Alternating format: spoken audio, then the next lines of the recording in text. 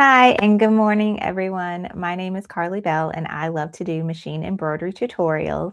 And today we are continuing with our sew along for Kimberbell's Quilting Through the Seasons ladder quilt.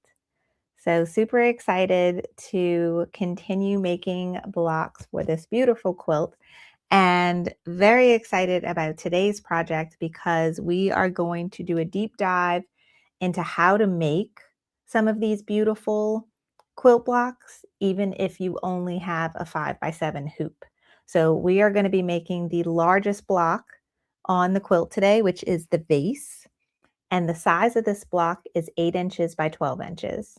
But we're going to do everything in a 5x7 hoop. So I know when I started, that was the biggest hoop that I had on my machine. And there are times when that hoop size can be very limiting. But I want to show you that with these Kimberbell projects, they all can be done with a 5x7 hoop. Takes a little bit more work, but we're going to get it done and it's going to look beautiful when it's all finished, and you're not even going to be able to tell that we did it all in multiple hoopings. So that is what today's class is all about. Another part of today's class that is important to achieve the look of the finished block and to make it look like it was all done in a big, 8x12 hoop or 9.5x14 hoop. And that is Kimberbell's clear blue tile system for creating background quilting designs that kind of flow together. And you can't tell where one bit of the design starts and where the other bit ends. And it all kind of looks seamless and like it was done all in one hooping, or to compare to traditional quilting, looks like it was done with a long arm, all at one time. So that is what today's class is all about. I'm going to warn you, it's probably going to be a bit long, but I'm excited to get through it because I know this is really important for those of you that have a smaller hoop. I want you to see that you can get this done um, with a 5x7 hoop. So let me quickly tell everyone hi in the chat. I see Susie, Mary, Elsa, Be So Happy. Good morning, Stacy and Sherry and Joanna and Pam and Patty. Thank y'all so much for being here this morning with me. I'm very, very grateful. So quick intro for our friends that are brand new. This is a sew along that we started a couple weeks ago, I think. I'm terrible at tracking time. But the way that this particular project is going to work is that I am going live about every Monday and Thursday until we get this finished. Okay. Now, this quilt is a little different from some other Kimberbell quilts that we've done, because not only is it putting the quilt together, and other Kimberbell quilts have embellishments, but this quilt has an extreme amount of embellishments, and that's what makes it really special, is that it is made so that it can hang up year long in your house, and it has embellishments for each of the 4 seasons. So we're going to make a set for the fall, but then the same kind of concept of all those same embellishments have a winter version and have a spring version and have a summer version, so that you can just swap those out. Today, you're going to see how some of those embellishments are attached to the quilt, because we're going to sew some things into today's block that's going to let it be removable and changeable. So the goal with this quilt is we are first going to construct the quilt. We're going to make all the blocks and we're going to put it all together and bind it and have it done. Then we'll get started on the embellishments, and we'll have a class for each of the embellishments. And at the end, we'll be, after end of each of the embellishments classes, I'll have the quilt up here and we'll just be able to add it to its spot, and you can see it start to fill up when it's done. So to get all of the info on this particular sew along and what we're doing, there should be a link right under today's video. Let's see, I need to find an internet thing. There should be a link right under today's video that takes you straight to the home page for my on my website for this sew along. And I am pulling it up now on my computer here, and I have to make it to where y'all can see it. Okay, so let's get rid of that. All right, here we are. So this is the Quilting Through the Seasons sew along homepage. On here is going to be all the info you need for this project, including a free downloadable organization chart. And you're going to see me refer to this today. This is your free download that you can go and print out. And it's like a cheat sheet. It just gives you all the information on each block in one quick glance. So don't forget to go download that and print it out if you haven't already. We have our live schedule here if you want to participate live. If you can't participate live, no worries.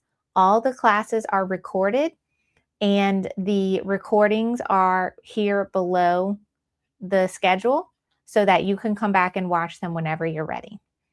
All the supplies, everything I use in the classes are listed here. And we also have a section with thread colors. If you're interested in matching the color scheme that we're going with, these are the thread colors, and this is where you can download that free organization chart. So I just wanted to put that out there for anyone that's joining us for the first time. And now let's go ahead and jump into today's project. So the vase. The finished block size, according to my cheat sheet here, is 8 inches by 12 inches. You have two options to do this. And so what I'm doing is today's class, we're going to do everything in a 5x7 hoop. Now, there is another large block that we'll be doing called the wreath block. I think it's actually one of the last blocks we'll make before we start constructing the quilt. That block, yes, the wreath hoop. That one, the finished size is 8 by 8 inches. But the embroidery design with the background quilting and everything is 8.5 by 8.5. I have a 9.5 by 9.5 hoop for my stellaire.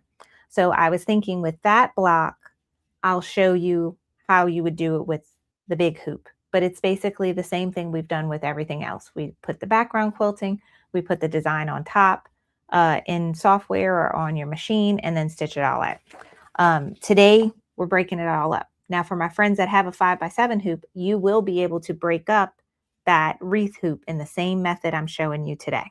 All right. So you'll get to see it both ways, if you have a hoop big enough and if you don't have a hoop big enough. So for today, the finished block is 8 by 12. So no matter what hoop size you have, you are still going to need your background fabric cut to size, which I think is 10.5 by 14.5 inches, according to the fabric cut instructions. This, and an 8 by 12 piece of batting. If you haven't watched me do this before, I always cut my batting to be the finished size. This cuts down on steps at the machine and trimming in the hoop. And you'll see that in action in a minute if you haven't seen it yet. So even though we're working in a small hoop, we're still starting with our big pieces of fabric and batting. Okay. If you've watched any of my other classes on the other blocks we've made for this quilt, normally we do everything in one go. We will set up the design so it has a placement stitch for batting. Then we put our background fabric on top. We stitch the whole background quilting design, and then we stitch the embroidery or applique on top of that.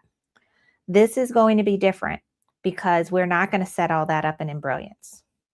We are only going to go to the machine and do the background quilting. And that's going to have to be done. In this case, we're going to do it in 4 separate hoopings, but it's going to go quickly. Then once we have this whole piece of fabric quilted, then we're going to take it and we're going to figure out placement so that we can stitch the bottom half of the vase, or I think the top half first, and then we'll rehoop it and stitch the bottom half of the vase. Okay. So altogether, 6 hoopings. So that's why I said today's going to be a bit of a long class, but the actual background quilting part doesn't take that long because it stitches pretty quickly. So we're going to set that up. Now, in order to set this up, you have 2 options.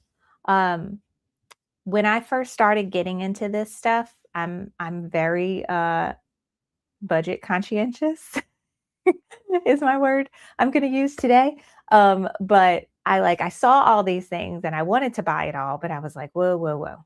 Let me hold on a second and let me make sure I'm going to actually use this stuff before I buy it. So I held off on buying the thing that I'm going to tell you now, clear blue tiles, until I knew like, okay, I love doing this. And these tools help me to do it quicker and faster. So it's not going to be like I'm going to use this one time and never use it again. I knew once I got started and I did one, I was like, okay, yes, I love this. This is worth the investment.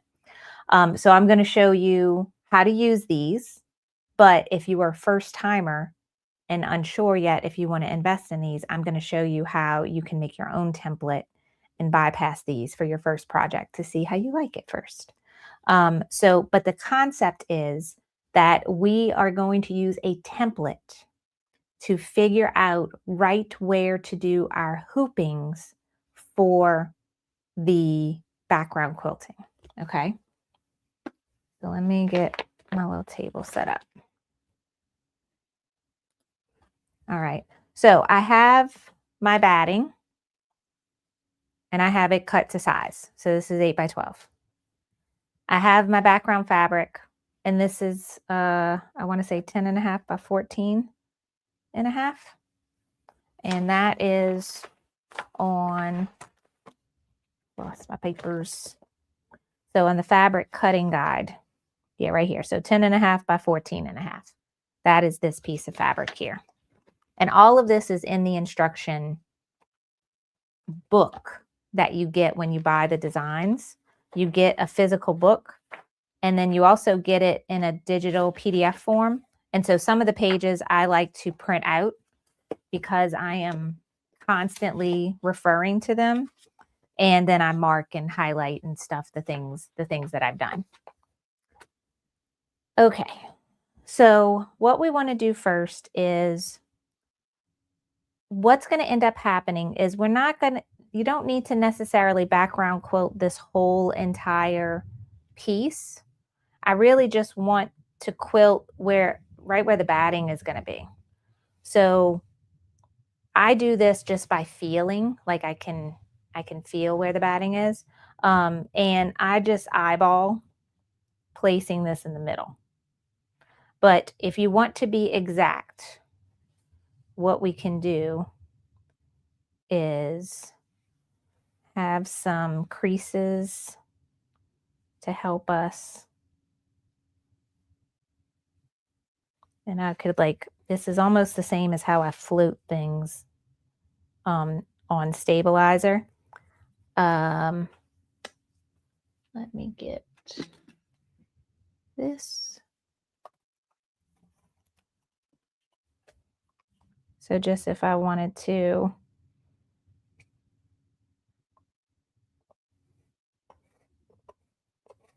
have a little mark.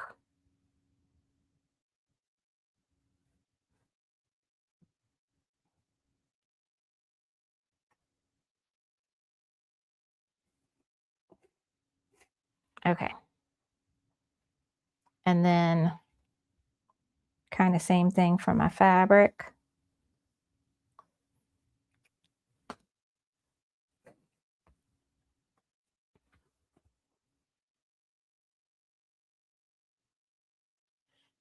Oh, wait, let me do it this way.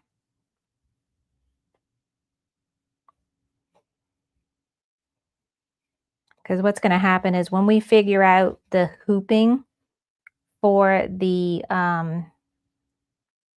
parts of the vase, it is based off of this being cut to size. So I do want to make sure that if I'm doing it this way and I have my batting underneath it, that I do have it nice and centered.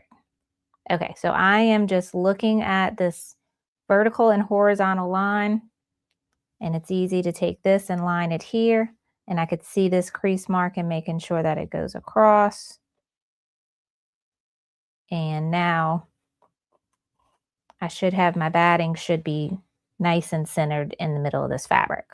Now that I have that, I'm going to take some temporary spray adhesive and smooth it out so everything stays where it's supposed to.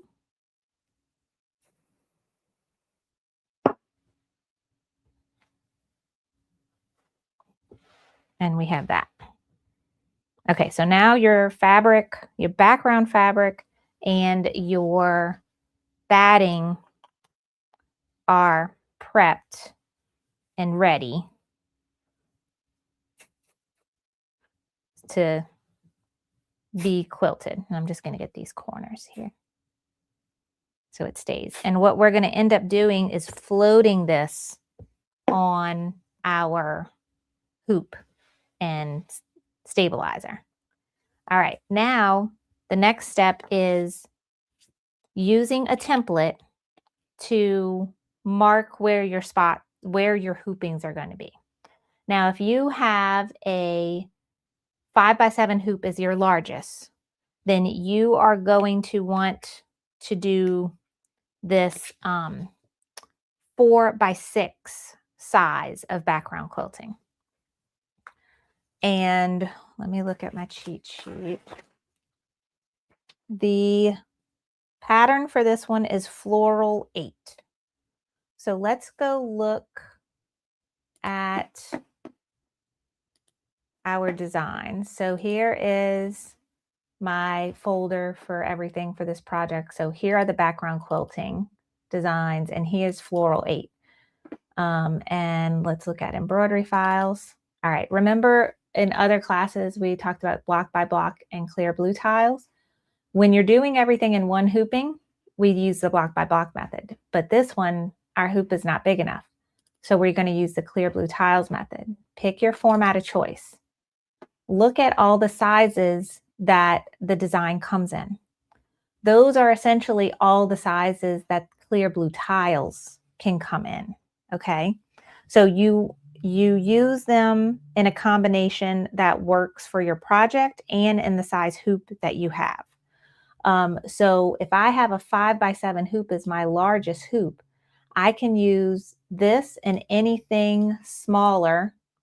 Well, actually, no, that's way too long. Okay, I could use 4x6, 4x4, 2x6, 2x4, 2x2. Those are all the sizes that I could use to figure out and fill my project. Okay. For this one, 4x6 is our best option.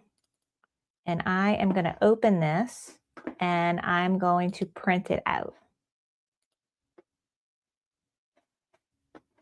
And I just need the first page print. Okay, so this is going to serve also as a template.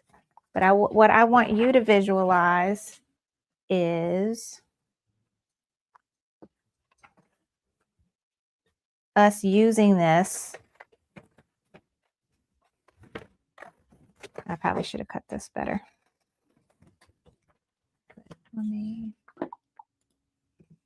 Okay, so I printed it out.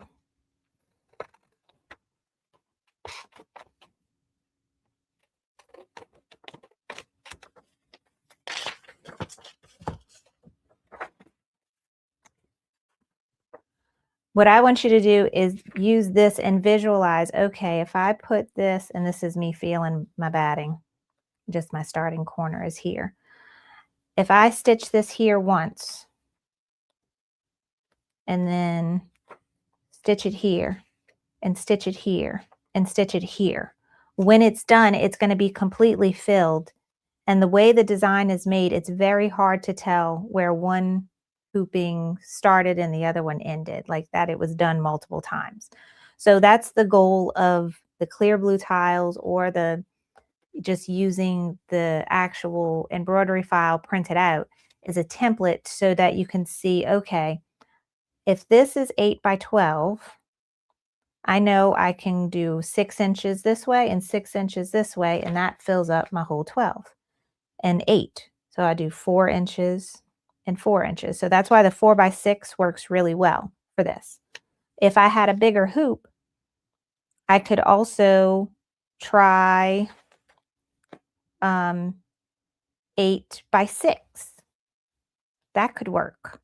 I could do 8 to 6 by 8 hoopings and have this filled up. There are sometimes when you're quilting things where you have like, okay, I could fit this, and then, oh, I just have like a 2-inch strip when you're done. That's when using other tiles. You don't have to use the same size throughout the whole thing. You can mix and match until things fit and work. So is anyone, I know a lot of y'all watching have done some other sew-alongs with me, so I'm guessing y'all have this now, but do we have any friends that are watching today that are never heard of clear blue tiles before, or have heard of them but just not used them? Let me know. So when you purchase, let's see, this is borders, that's different. When you purchase clear blue tiles, they come in a bunch, and I have this bag that helps hold them all in here for me. So you can see I have a whole bunch of different sizes, but I'm just grabbing the small ones for now just so you can get an idea. Okay. So what I mean with you can mix and match, like for today's project, I'm going to use the same size because I could do it 4 hoopins and it fills my space perfectly. If you get in a situation where you have an odd size and be like, okay, this could work here, here, I need a smaller one here. But, you know, if you did something like this and then had to have a small one left in the corner, you use these to fill up your space and so that it's done. But a lot of times it works where I only need one size, and then maybe the last little section I need a skinnier one or something like that. Does that make sense?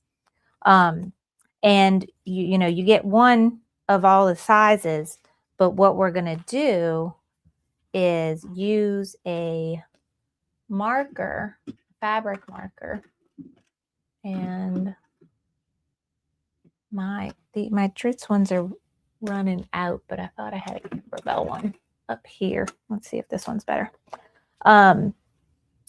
You are going to use them as a guide to mark up your fabric. Okay. And essentially what you want to end up with are some crosshairs in the middle so that you know right where to hoop for that particular section. Okay. So for this first one, I'm feeling my batting and I'm just lining that up. Okay. That's it. Now I take my marker, and there's several places to mark. Okay. Yes, it's obvious we have this crosshair in the middle, and this marker, it's okay. I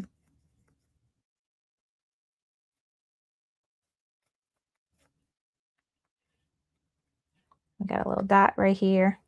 Okay. Now look at these darker blue lines going all the way around. You can mark those as well.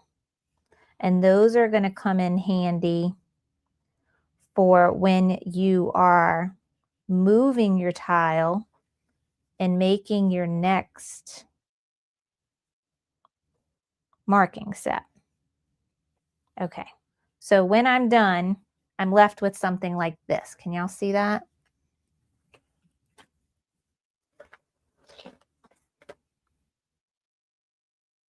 Okay, so I can see right where that tile was. Now, this is where I'm going to hoop. I know that's my center. And I'm also going to write on here, what size tile did I use? In case you do use different sizes, you can remember, oh, this one. because the design you upload for this spot is what you are, that's the tile you need to have. So like if I mark this as the 4x6 spot, I need to make sure I upload the 4x6 design to go in there, and then everything works out. Once you have one marked, you use that as a guide to line up your next one. So I have these corner center here. That's what I'm going to use as a guide to line up this one. And now I can mark here.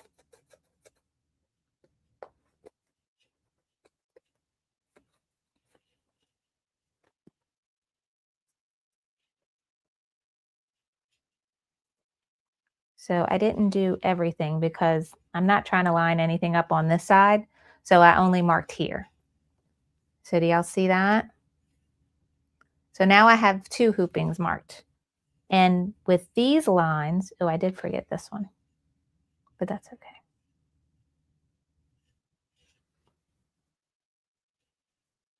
There we go. With these lines, now I can do this one. And so we would repeat that. Now, if you don't have these yet and you want to try this out, a print that you make in your own template, you can print this out and notice it has crosshairs drawn on it already. Okay. And when you cut this, you should use a ruler and make sure you cut it nice and straight because it is going to matter. So cut it and make sure it's a nice rectangle, and you want to cut it to where your cut is happening right at the edge of these black lines here, here, here, and here. Like you want your cut to be almost touching that line. All right. So then you know you have a nice tile. Like you see, I didn't do a good job cutting this one. Not quite right, but get it cut nice. And then you see these crosshairs in the middle. Fold your paper and use some scissors to cut. And you kind of make yourself an opening.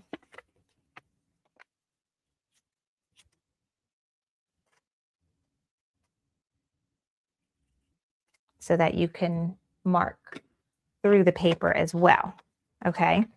And now I could use this and I would still do it in the same way. I would put a mark on this center line. I would put a mark around my corners, and I would use the slits that I cut to mark the center. Just get your good center dot in there.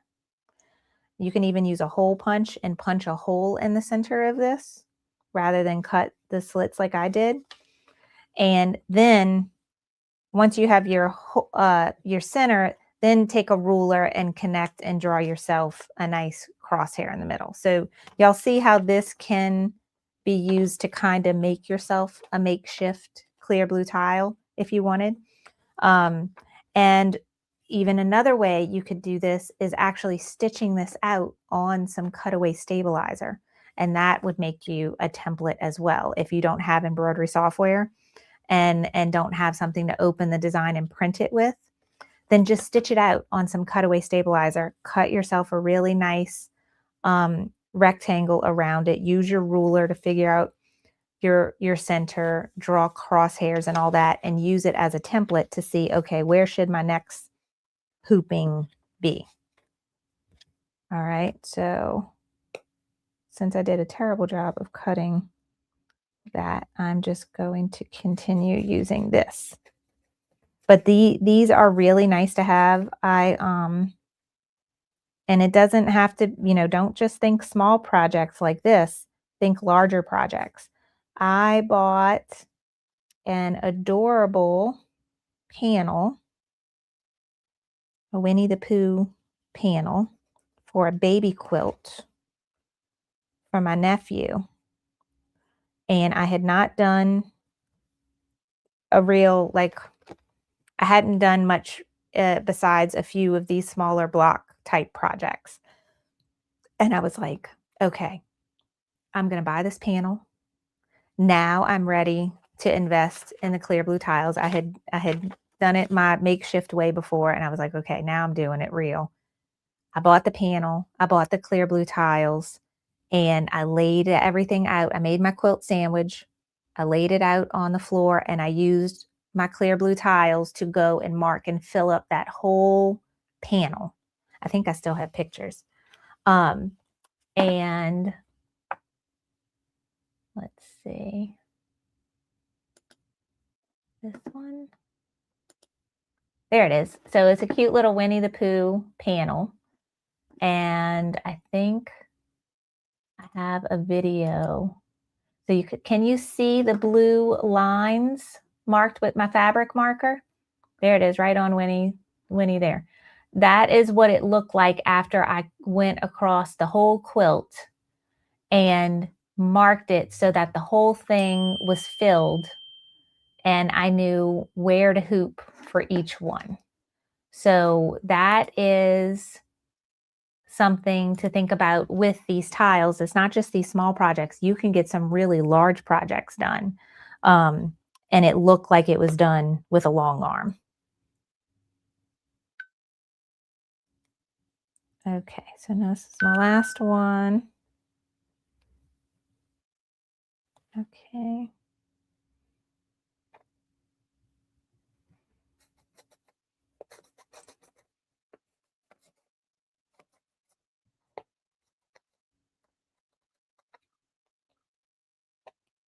I forgot my dot on this one.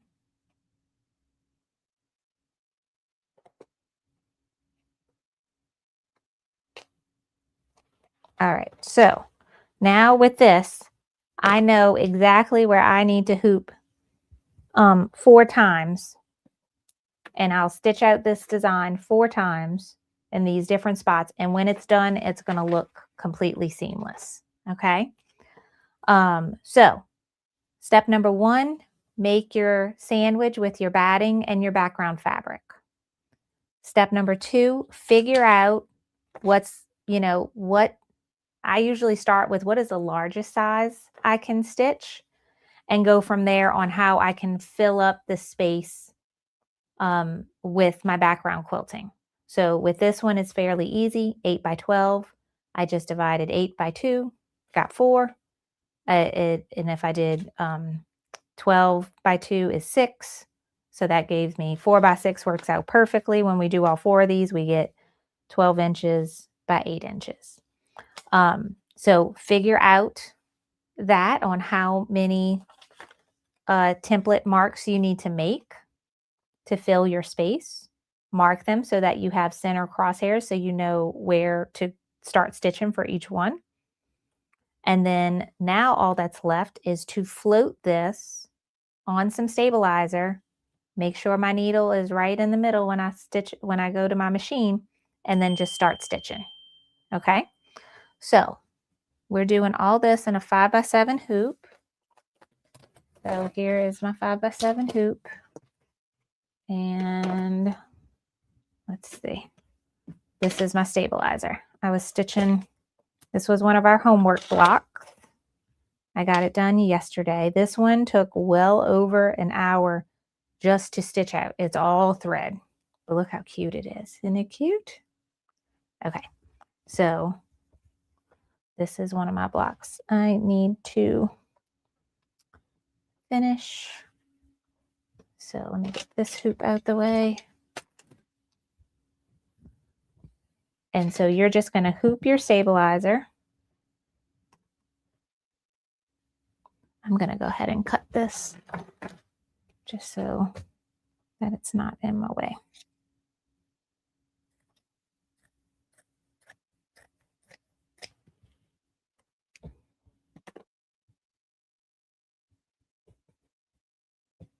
Okay, once you have this hooped, we need to make some marks in here so that we know we float it in the right spot. Okay, now depending on your machine, you may have some fancy features that make sure you line up. Like I could just slap this on here and then I can make sure it stitches in the right spot, but most 5 by 7 machines don't have those features. So what I like to do is use the grid that came with your hoops. If you don't have a grid that came with your hoops, Kimberbell has a free design download that will just stitch a crosshair into your stabilizer. That's another option for you. If you go to Kimberbell's website, you should see, oops, in there they have a free design section, and you would just put your hoop on your machine, load that design, and it will stitch crosshairs on here for you, and that is the center of your hoop. Okay. And if you have the grid for your hoop, it makes it a bit easier because I can snap my grid in, make sure it's going the right way. With the brother and baby locks, you'll see a little ABC here, and I know if I could read it, it's the right way, not upside down or backwards. And they have little holes cut out in these grids, and I stick my marker in there. Now I have those dots, and then I use a ruler to connect them. And now I have crosshairs that are the center of my hoop. Okay, y'all can see that.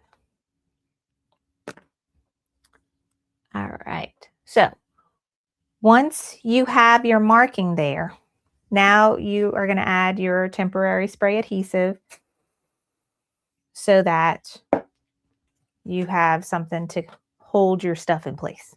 Okay, now a couple options. I'm an eyeballer. I'm looking at things, but one way to get it started so that I'm doing a little bit better is I will take my ruler and I will fold this on that vertical mark.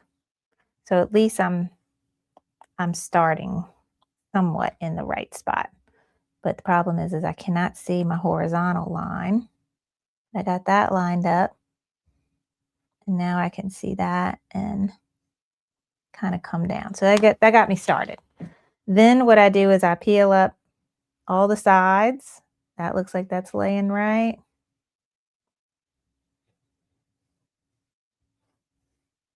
That looks right. That looks right. And then the bottom, that looks right. Okay. So the main thing you want with this is that it looks straight. You don't want it to have it, especially if you're working on like a PE 800 or 900, smaller 5x7 machine. Just as long as it's straight. If it's a little too far up, a little too far this way or to the side, that's okay. We can fix that at the machine.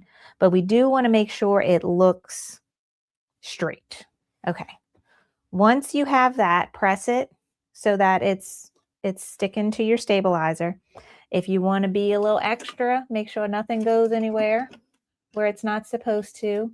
You can use some pins and pin it to your stabilizer outside of the area where your needle's going to be, because you don't want to accidentally have a pin somewhere where you're going to be stitching. So I'll just do those two just to make sure this doesn't move. Okay. And now we're ready to go to our machine. All we have to do is upload this one design. So let me save that to my USB stick real quick, because I haven't put it on my machine yet. All right, any questions before we go to the machine? So I could give it a second. So, because it always takes a second for the questions to pop up on my end. So any questions about everything I did here with figuring out how to use the template, to figuring out how many times you have to do it, how to hoop it, any of those things, let me know.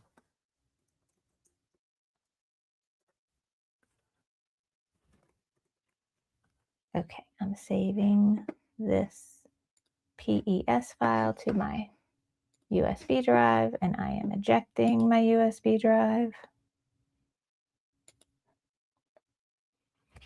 Okay. Hey, Shay, how are you? I see Shay's in the house. I see Trish is here. Good morning, ladies.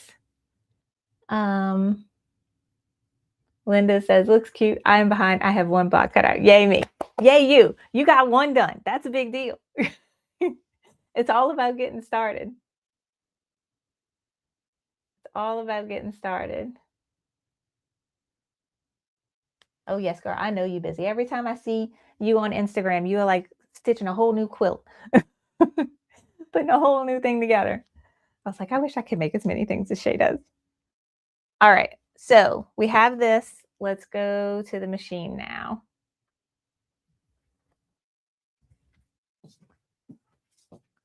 And I need to turn her on. That would be helpful. Plug in my USB stick.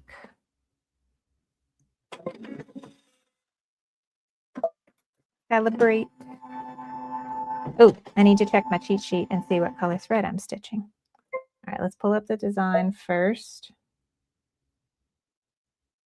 And I have a folder.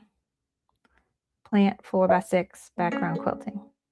That's us. Was it plant? No, I don't even think it was plant. It was something else, but I named it plant. Oh, well. Okay, that's it. Let me look at my cheat sheet and see. Gray. So what color is gray? Gray on my chart is the lighter gray. All right, so I'm gonna show you all this. So on my cheat sheet, I have the background quilting color is gray. According to Kimberbell's color chart, I printed this out. And they use glide thread for all theirs, but I don't have a lot of glide thread. So I found a complementary color and I made myself a note. This is 1710. That's my thread color. So I'm going to load that.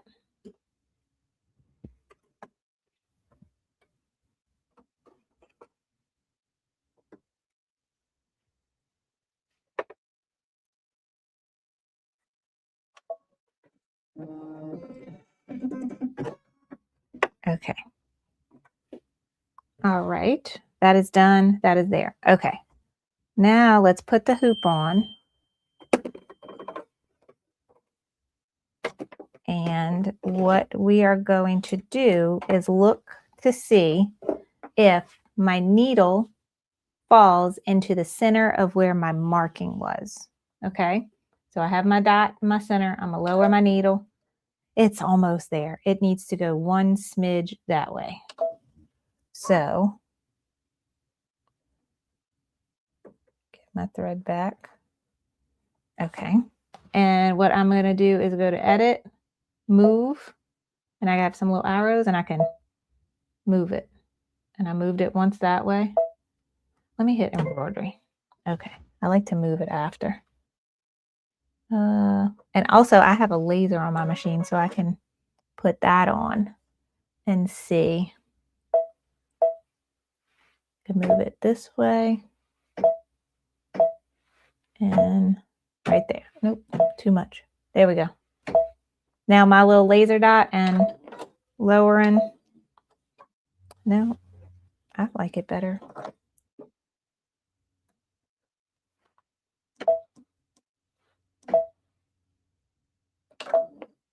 Okay, it doesn't have to. I'm being too picky. It doesn't have to be that perfect. Okay. But just make sure that your needle is going in where your center mark was. Once you have that done, figured out and done, you can start stitching. So I am going to lower my presser foot, make sure nothing is in the way, and stitch.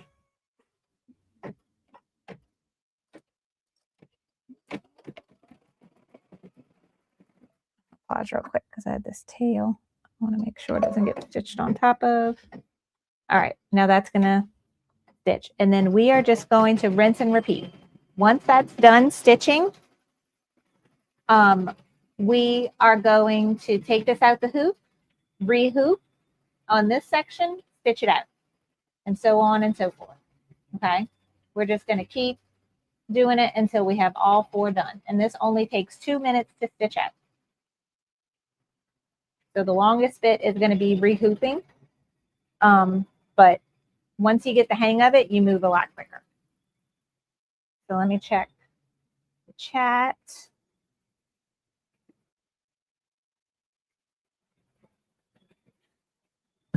Okay, I see some people talking about the marker and stuff.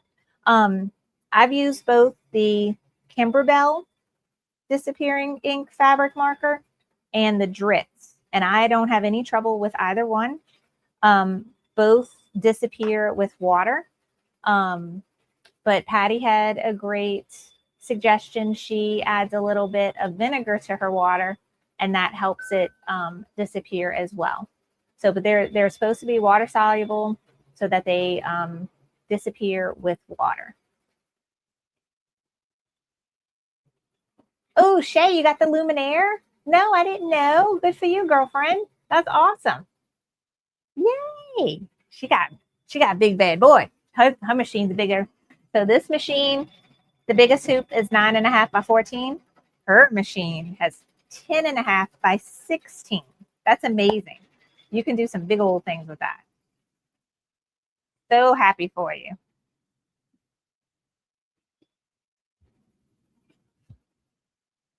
All right, let's see. We have a question. So can you do this process on any 6 by 10 design? Yes, definitely. So I used 5 by 7 as my hoop size today, but I could have easily done this with a 6 by 10 hoop as well. And it would have been less hoopings because I'd have had more space to do it. So I could have done my background quilting as, what did we say? 6 by 8, and then done 2 hoopings. And that would have gave me a finish size of 12 by 8. So let's see, what is this is 12. So it would have been a 6-inch wide, 8-inch tall piece here and then here. And that would have been stitched only twice. So yes, that definitely could have been done as well. So there's our first stitch. Now let's go over here. And then, like I said, when all of this is done, we just use water to make the marks from our marker go away. Okay, so one thing with this though is that every time we're done, we have to trim the stabilizer away.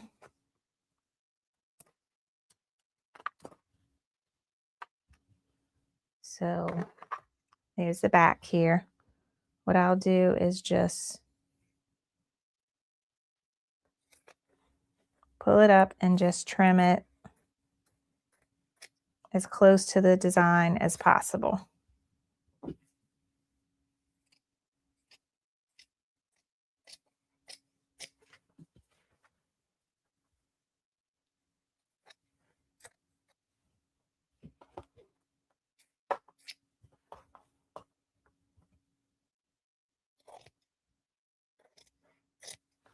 All right, there we go. So that one's done. And now we just re-hoop.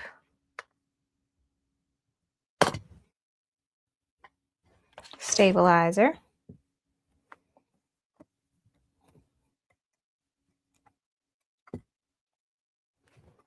All right, make sure it's in there tight. Okay, then we're going to make our marks.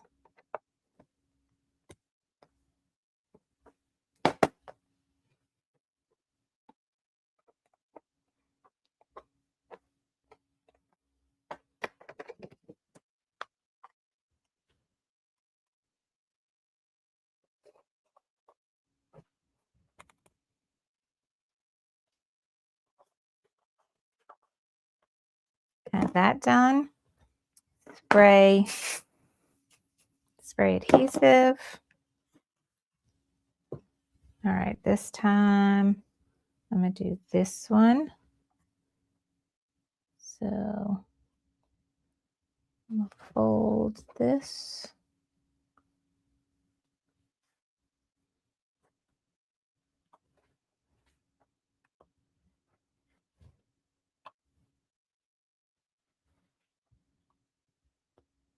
Kind of guide me to be somewhat in the right spot, and then kind of eyeball, make sure everything's lined up.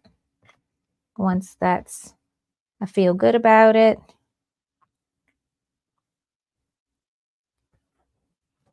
I can press it down, and then I'll just pin it in a couple spots just to be safe. Okay, so that's that. And then we go back to the machine. The design's already uploaded, but I am going to make sure that my needle still falls in the center. So lower my needle. It's a little off. So I'm going to go to layout, move up and over. And let's see. One more up and over.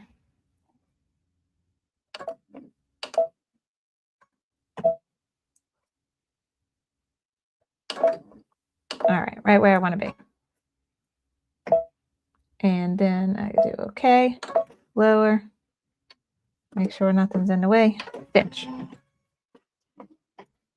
So now we're stitching for the second time.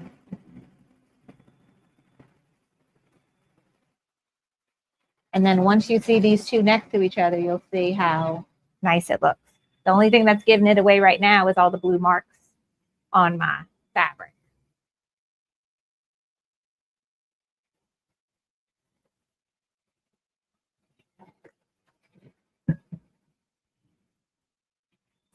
Yes, Linda, the floral design is super pretty. And that's the thing about once we start collecting these background quilting designs for these, you know, bigger projects, I find myself using them on other projects. And then I find myself, so say I want to do another ladder quilt or another, you know, Kimberbell wall hanging in the future. I may not buy the background quilting next time because I've accumulated so many now that have a variety of either different themes or looks to them that I can make it work with any quilt. So yeah, so Pamela, you can definitely use these on a large quilt. The bigger the hoop you have, the easier it makes it. But I have made, I don't know how big that quilt was. My nephew's quilt was, I want to say like 30 by 40, something like that. I quilted this panel baby quilt using clear blue tiles. So yes, you can definitely do it. It was, I want to say I ended up doing like 14 hoopings with my big 9.5 by 14 hoop. And then I had some smaller ones because like once I tried to do like as many of those as I could. And then once I got to the bottom, you know, I had to do a smaller section. But yes, you can definitely do larger quilts using this method. You just use the templates to fill up your space, your front of your quilt or your panel until, you know, you have every spot marked, and then just hoop and rinse and repeat. Okay, let's see. Yay. So if you are new here, you're noticing that I am using the muslin instead of poly mesh stabilizer, because that will save you a ton of money. So lightweight cotton muslin fabric, you can get it for like $3 a yard. It's beautiful. Now look at that. The only reason why you can tell right now is because my blue marks are still there. But once those marks are gone, this meshes together so well where you can't tell. So now let's do it again. that out. Unhoop.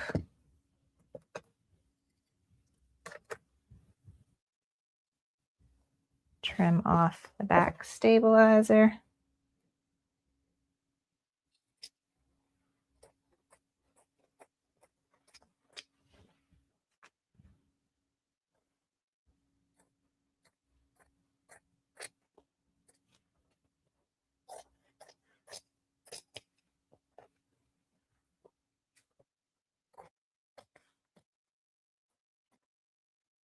Okay. Then re-hoop stabilizer.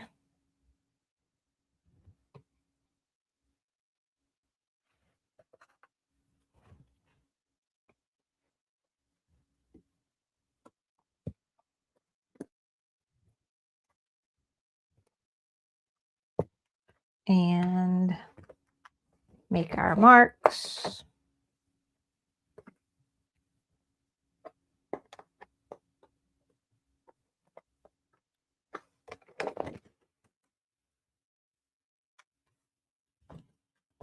Crosshairs, or connect the dots.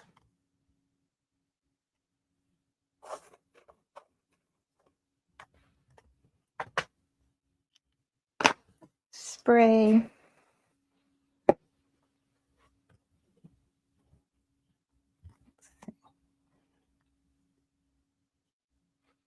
Oh wait, no, I want to do it this side. Okay.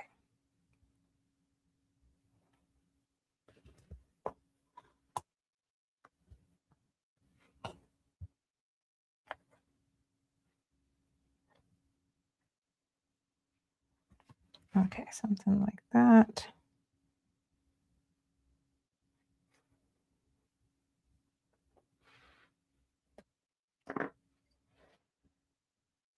There we go.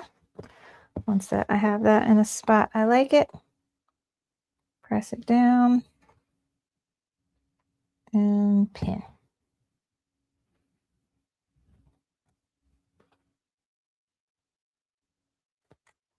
And back to the machine. So you see that the more you do this, the quicker you get at it.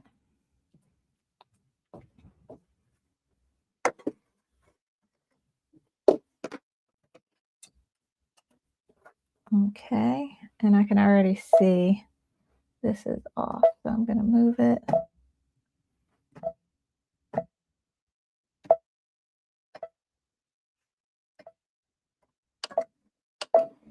A little bit more. There we go. Dead on. Lower my presser foot and start stitching this third section.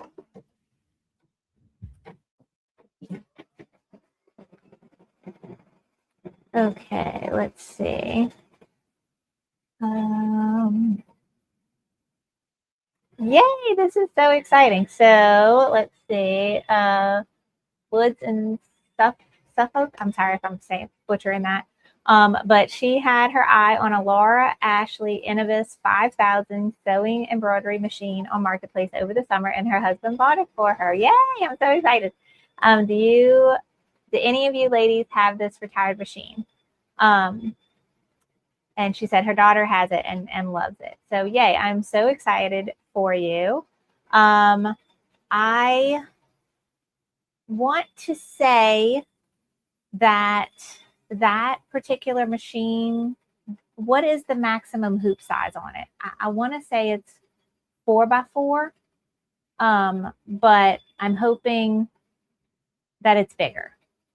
Let's see. Yay. All right, let's see. So she said she just bought the background floral from Kimberbell and the borders. What else can we use besides the blue marker? It's the hardest thing to get out material. You can also use a chalk marker. So you can use something like this. Let's see, where's the actual bit? Here. Here it is. So I got this little set, and it comes with either white chalk or colored chalk, and the chalk fits in this little holder, and you can mark it with chalk too, or the tailor's chalk, the little triangles, if that works for you. This works better when I'm trying to get into the little holes. So I typically use this on dark fabrics. But if you are not a fan of the water-soluble markers, then chalk is definitely a way to go as well. So try that out.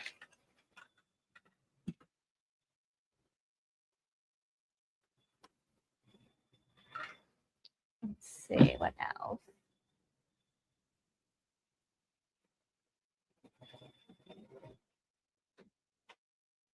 Oh, that's a good idea. Trish says you can mark on paper tape, so you don't have to mark on the fabric. That's a great idea. Thank you, Trish. Let's see. So on a large quilt, I am still using the lightweight cotton muslin. I'm not using cutaway. I'm not using poly mesh or any of those. I'm using this lightweight fabric that I'm using now, so it doesn't add too much bulk to it. But yes, you still need, no, I'm wrong. I'm wrong. Let me rethink this because the question is different. We're not doing what we're doing now.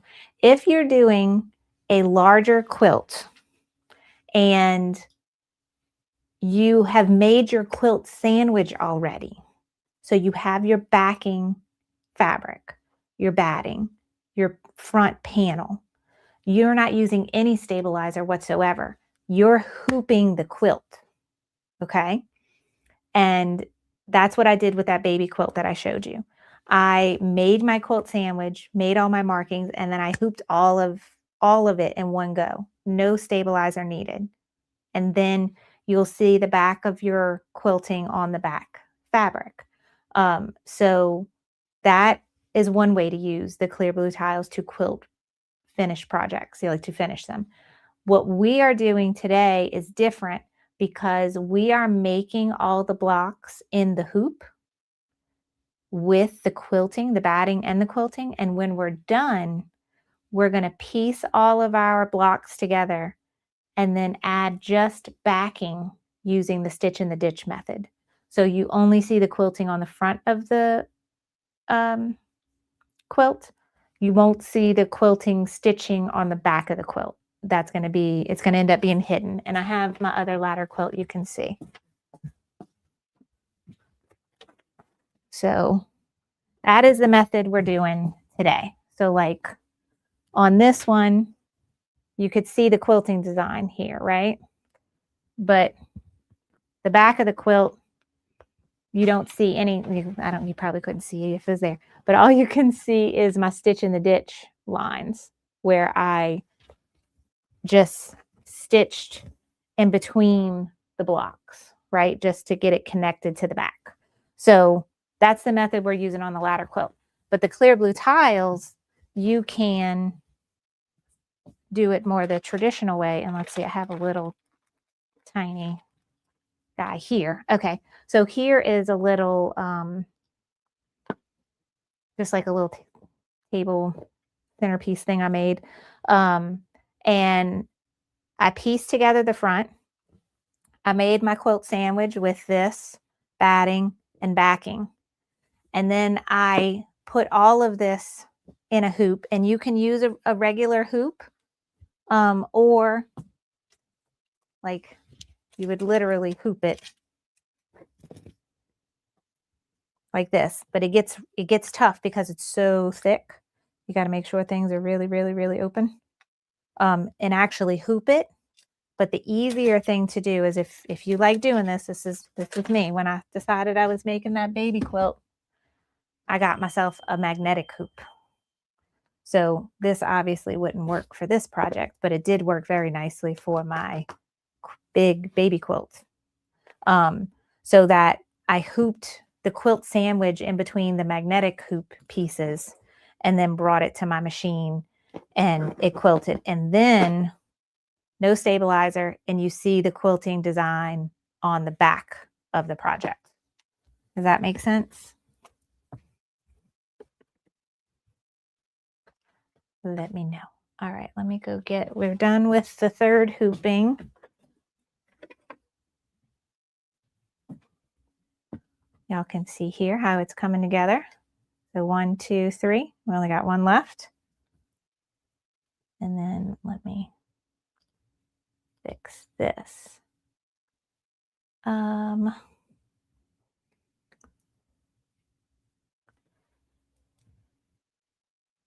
Okay, so we are using lightweight cotton muslin fabric as stabilizer. Let me find my extras. I got mine from Walmart. You can also get it on Amazon, but this costs like $5, I think, for 2 yards. And it's nice and thin, but works well for these in the hoop quilting projects and saves a lot of money compared to doing everything in poly mesh.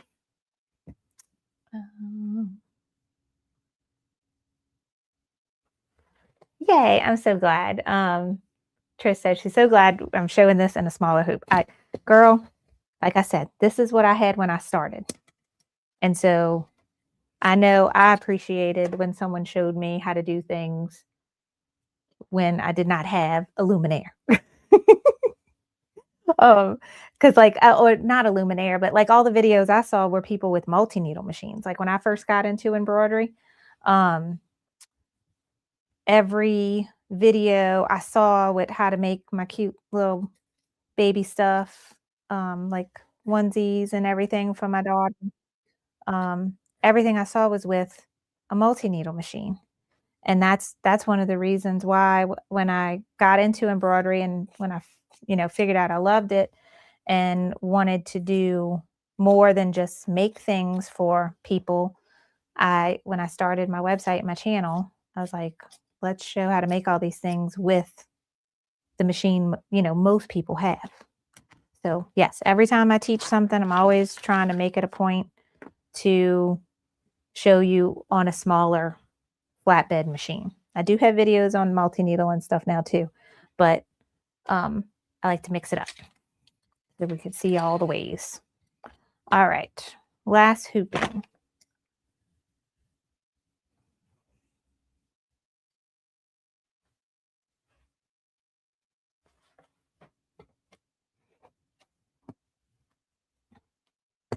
And luckily that's the last piece for this strip here.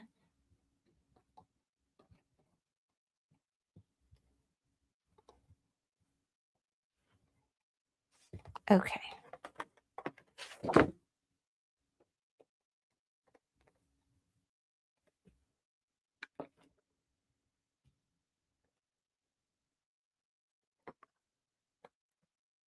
All right, I didn't realize so many people have trouble getting the marker out. I never experienced that. I have heard from, no, was it this or not these, but the friction pins, people up north would say that the markings would come out when it was cold outside. Was that it? That it was possible like to see placement marks on clothes once they got out in the cold. I don't know if that's correct or not, but I've never used the friction pins. But I am a fan of these and the chalk. Okay, that is done. Last one.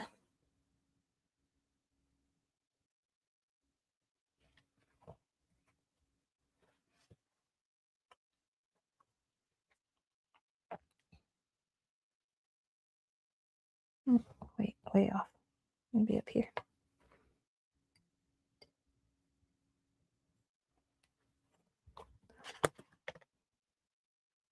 I think I'm still high. There we go.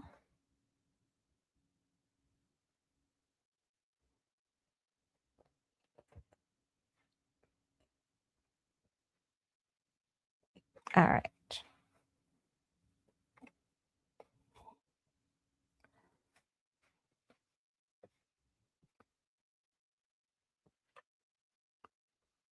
All right, there we go. Got that there. Pin it just in a couple spots. And then let's bring it over to the machine and stitch this last one. Oh, and then something I forgot to mention that I love to use for getting all the marks out is a tide pin. But I have heard recently that the tide pins now only seem to have OxyClean. The only option have OxyClean in them, so I can see where that could be a problem. But I think OxyClean's it's not supposed to be like bleaching, right? Oh, it's not supposed to hurt colors because I use it in all my laundry, no matter what color clothes I'm washing. Okay, got that centered. Lower and go. Last one.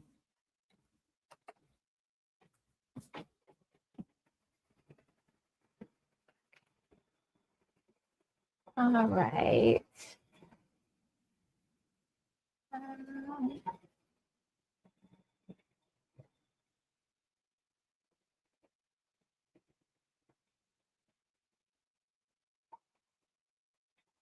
Oh, nice. Okay, so that Laura Ashley machine, the biggest hoop is 8 by 16. Oh, that's beautiful. Oh, you're going to be able to do so many fun things.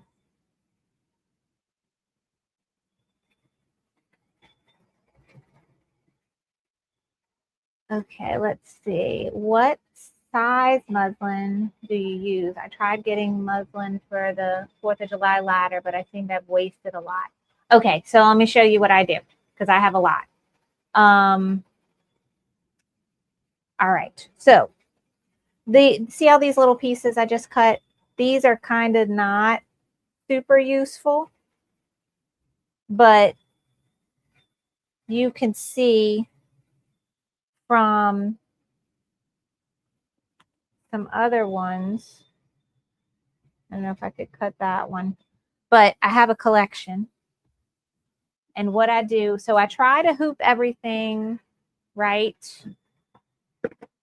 I cut my muslin in 12-inch tall strips. So we're about to do that again because I just used my last piece. But especially when we get to borders and some other things, you're going to end up having a lot of strips that you can cut when you're done. And what I do is I keep those strips and I will, what we call Frankenstein, them together using my sewing machine. And I've done it several times, no trouble, but I will just take 2 strips like this and I will just overlap them very slightly like this. I guess like maybe 1/2 inch or so. And I will just go and sew right down this. I end up using my Juki machine a lot for this, but if your machine has a zigzag stitch, you can also do that. But basically, I just piece together without making like a normal seam where when we put things right side together and then open. I don't do that. I just overlap them a little bit and I run a stitch line all the way down. And I'll keep doing that until I end up with a piece that is big enough to fit my hoop again.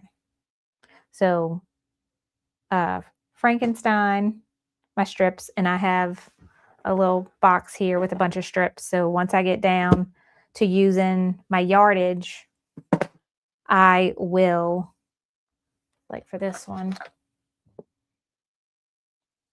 I cut this and this. I could end up sewing all of these together and getting something and then maybe add my longer strips that way so I could get it wider. But I typically keep them together where they're about the same length and keep those bundled. Like these are a little too small, but I'll keep these bundled together and then I'll end up sewing them together later. And like this one is a bit longer, so I'll keep that separate.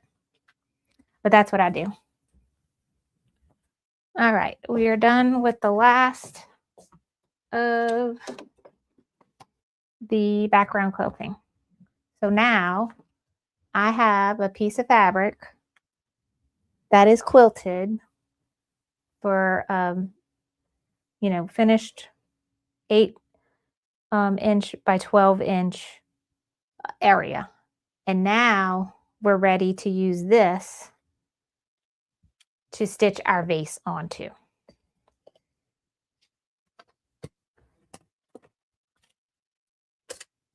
All right, so again, I have some strips here.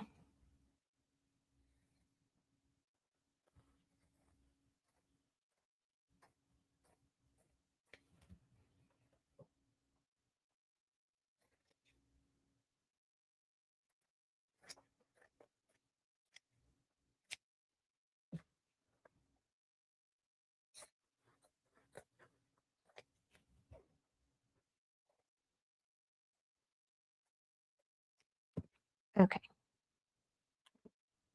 And I'll save that in my little pile. All right. Now we have our quilted thing. Now when I look at this, this does not look like it's centered.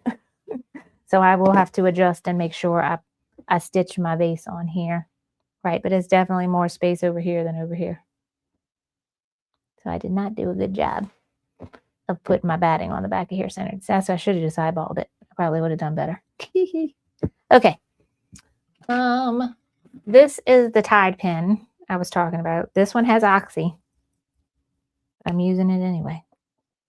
And I just rub this wherever my blue lines are, and I can get them out without having to like completely soak this, because I find you do have to really get it very wet to get the blue lines out.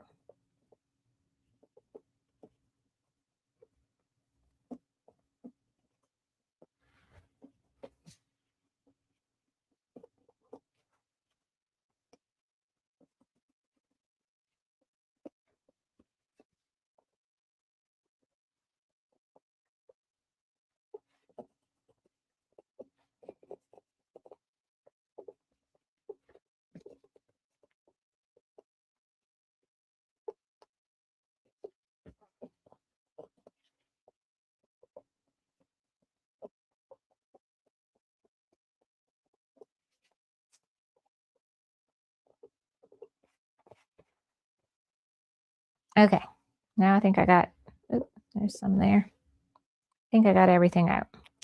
So with that gone, y'all can see how nice that looks and how you can't really tell that I did it in 4 different hoopings.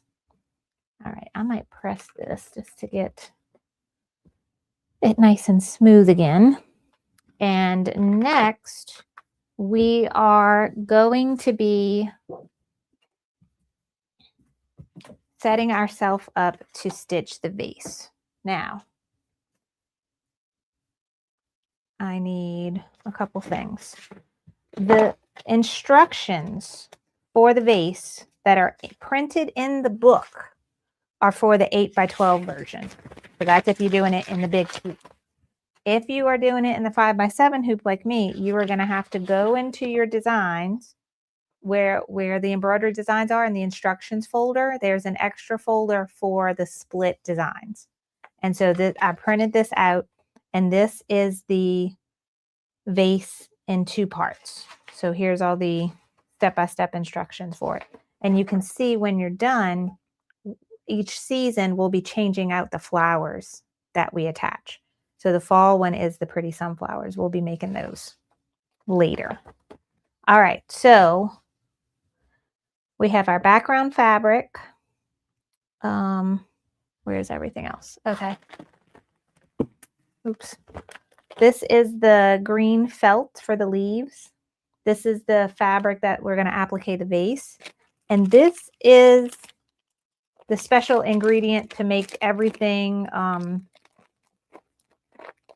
attachable and detachable for the different embellishments on the quilt. And it's basically Velcro.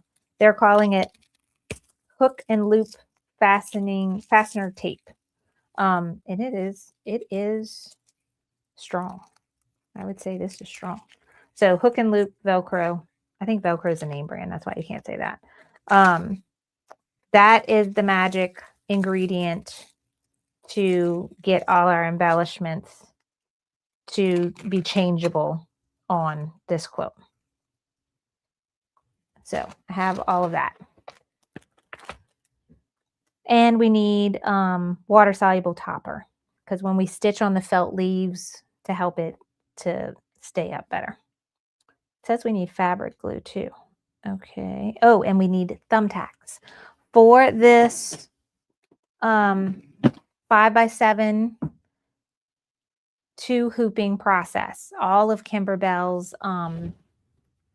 designs that are split like this, they use, you need the flat thumbtack, and it will help you get your positioning just right.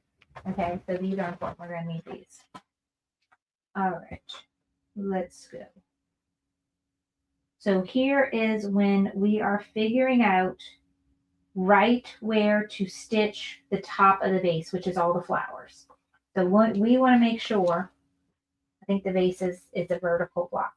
We want to make sure that we hoop this area in the exact right spot so that it will stitch, and then the vase will stitch after it and below it. And they will show you. So first we're going to stitch a placement line on the stabilizer. Then we are going to fold this fabric, and that's when having it the right size to begin with is helpful. And I'm just pressing this to get it nice and smooth again.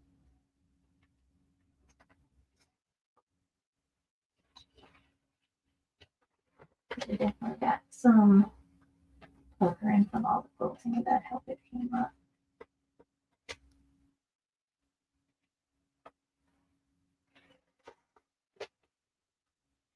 And then some of my blue marks because I didn't dissolve them completely. It's like the opposite of the friction pin. They come back with heat.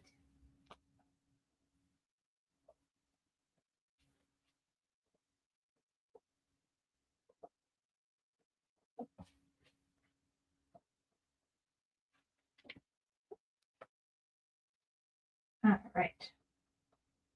So got that nice and smooth. And the instructions are for folding this. You're going to fold the background fabric half lengthwise, right sides together, to create a center fold, and finger press along the fold. Okay, so am I doing this right? We are lengthwise folding in half. Now, I'm going to pay attention to, because I didn't do a great job of the spacing here, when I fold it lengthwise, I'm going to make sure it's my batting that is lengthwise. So like this, these two match. They have a little bit of overhang here. I'm going to focus on the batting and not the background fabric itself, so that my center is actually my center. All right. And if I would have left my blue marks, I probably would have had a nice center right there. Okay, so I can see that crease there. Okay. Now fold over one edge 2 inches perpendicular to the center fold. And they have some things here. So now we have this, and they want us to fold this over 2 inches.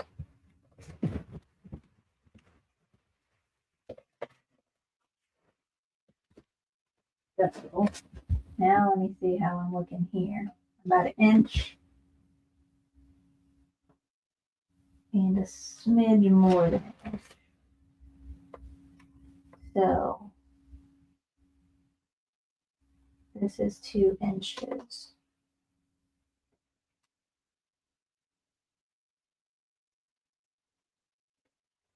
Something like this.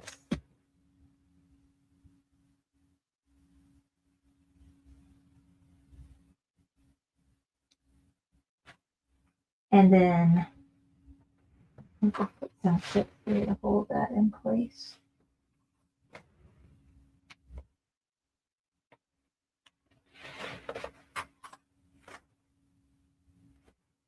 And then what you're going to end up using is this corner here as a guide. I think as a guide on right where to float this on your stabilizer. Okay. So I think I have this right, but I'm definitely going to double check myself. But in the meantime, let's get our stabilizer ready. And I ran out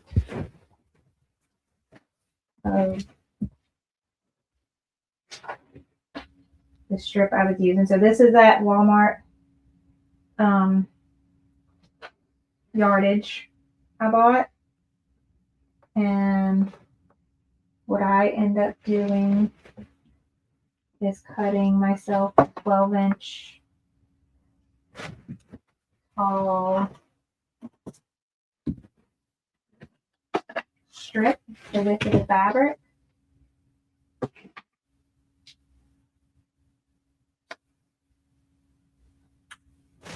And that's what I end up using.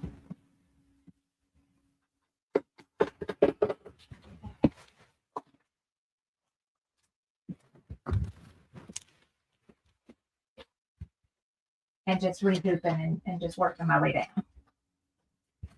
I get a little bit less waste with that as well. So now I have a 12-inch tall, and that works great with my 5x7 hoop. And I can still use it for my 6x10 hoop when I hoop it this way instead.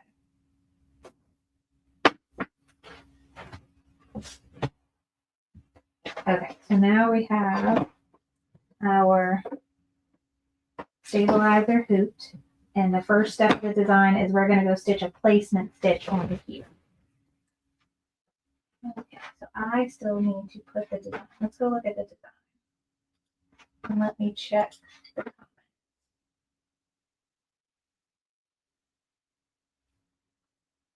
Oh, Trish had a good question. For the magnetic hoops, what did you use to mark it out the grid? For the magnetic hoop, I only used the magnetic hoop when I did the whole quilt sandwich, so I didn't have to use the hoop to mark. But that's when using the Kimberbell crosshair design, if you are floating onto the magnetic hoop, if you're just using the magnetic hoop to hoop your stabilizer and you're floating something on top of it, then use the Kimberbell crosshair stitch design, and then that will mark the center of your stabilizer. But I was using it over the whole quilt sandwich, so I didn't need to mark anything. I just, that my quilt was already marked up, and then I just eyeballed that markup in the magnetic hoop. And then when I got to my machine, I moved my needle, I moved the design around till the needle was in the center of my marking. Does that make sense?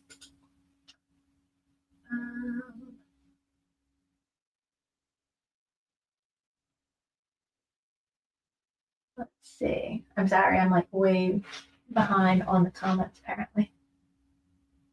Let's see. Okay, if I missed any of your questions, please retype them for me, because I think I was way behind and I just scrolled to the bottom. Okay, let's go look at the base. I have to put it on my thing. Okay, here we go. Embroidery files, format of choice. Here, multi-hooping. This is what we need for this one, if you're doing like me. And these first two designs are the base. So this is the top of the base. This is that placement mark we're going to stitch first. And then this is the bottom of the base. And all it is an applique. All right, so let's look at this. We got that placement stitch, a basting stitch to baste everything down once we have it placed right, and then we just have a lot of thread stitching. These are this is for the not that one, not that one, not that one. This one, that is when we're going to put the felt leaves, I think, in place. And this is where we're going to put our little Velcro pieces. We're going to stitch the Velcro. And then the last step is a placement mark to help you line up the next bit of the project. So I just wanted to show you that ahead of time. And I need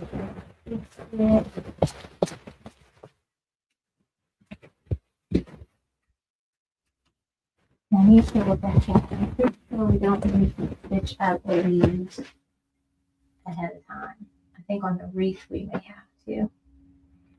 Okay, let's do the top vase. Save.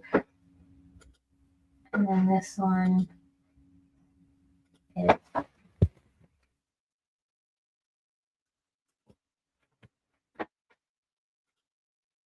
right. So for this one, like I'm not even, the only reason why I opened it up in my software is just so I could see what it looked like before I went to my machine. But technically I could have just copied and pasted this directly to my USB stick. There's actually two more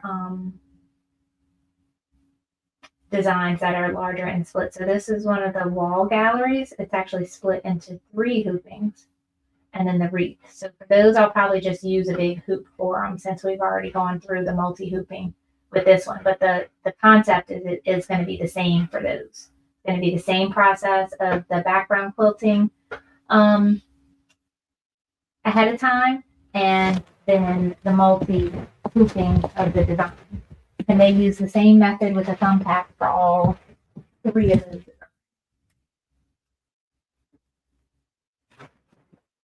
Okay.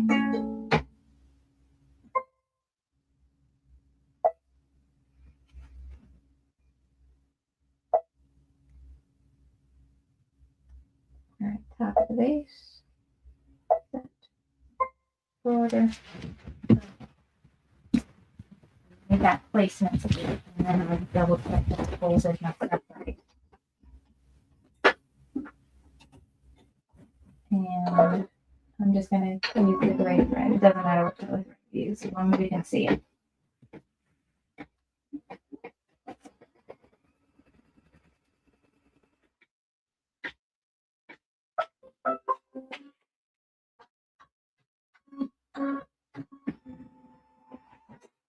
And that gave me a simple placement stitch right here.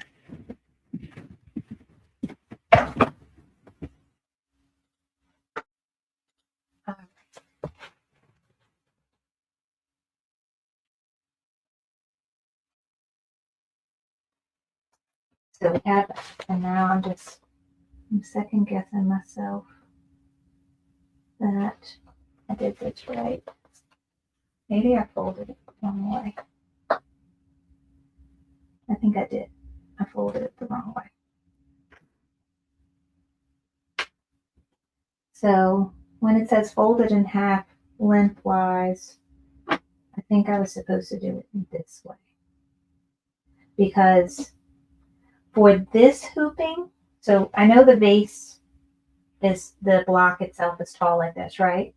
But this hooping is going side to side, and this hooping will go up and down. Does that make sense? So this hooping is side to side. So I need to fold it.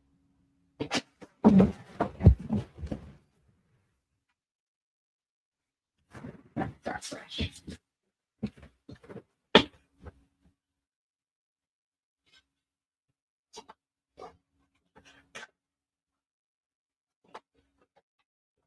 Okay. Now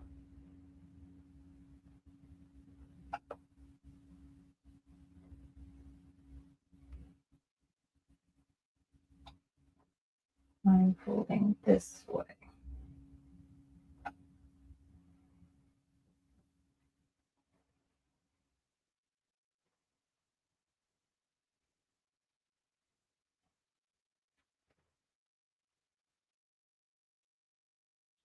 See that mark here? That looks good.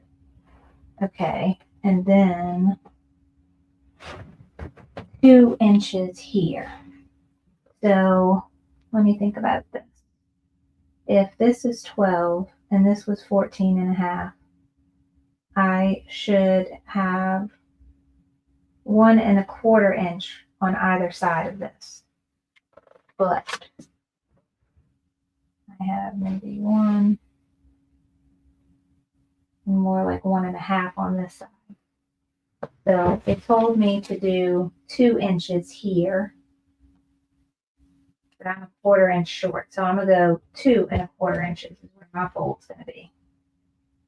Just because of how I didn't place my batting just right in the center of this.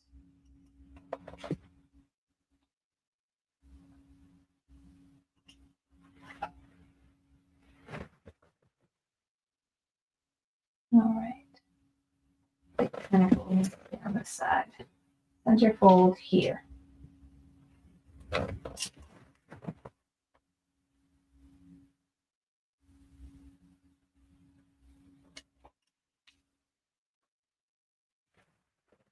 Okay. Sorry if I'm making this more complicated than it needs to be, but I'm always like second guessing stuff to make sure I'm doing this right. Okay. Fold the fabric in half lengthwise.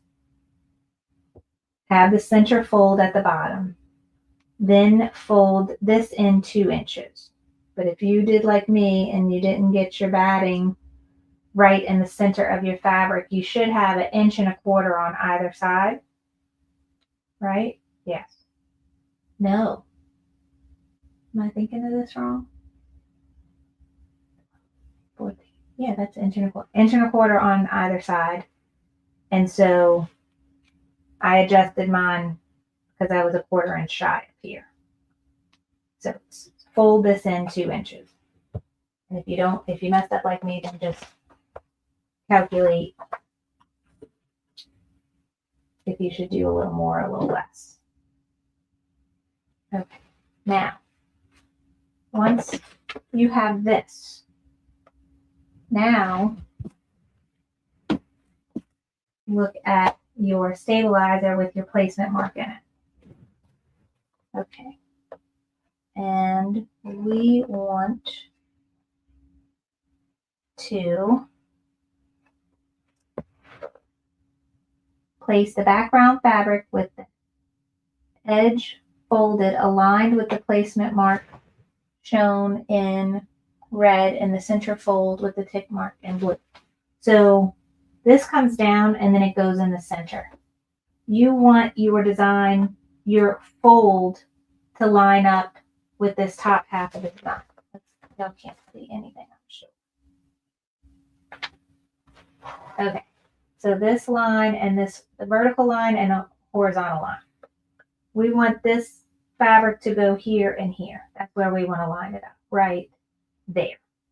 So that it's going horizontal here and this is lined up here. Okay. So essentially, when I unfold this horizontal line here is the center of your hoop and the center of your fabric. So that gives us centered this way. And then this gives us to where the top of our flowers is about 1 inch down from the top of your background quilting.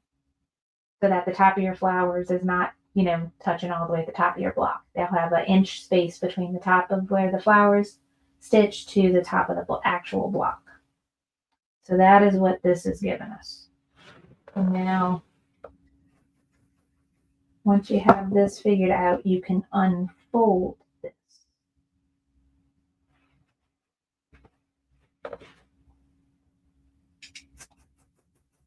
And I will spray, but you are going to do a basting stitch. All right. So does everybody see that? That looks nice and centered. And the top of this is the top of the block. And our flowers are going to stitch here. I think that looks good. Happy with that. So now we'll go to the machine and we'll stitch the basting.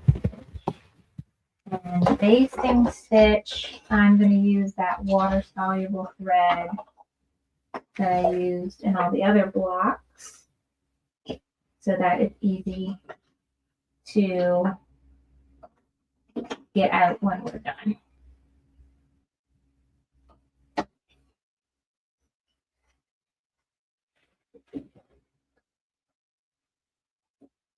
Whew. So just this block is going to take an hour to stitch out. So this is going to be a very long class. I just looked at the stitch time on my machine. It says 52 minutes. Yay. All right. So let's get the basting done. And then it will really just be a bunch of color changing.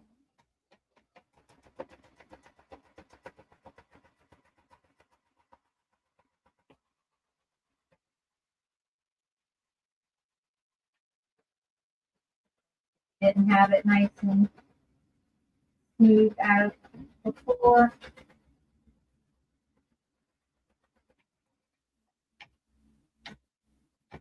Okay.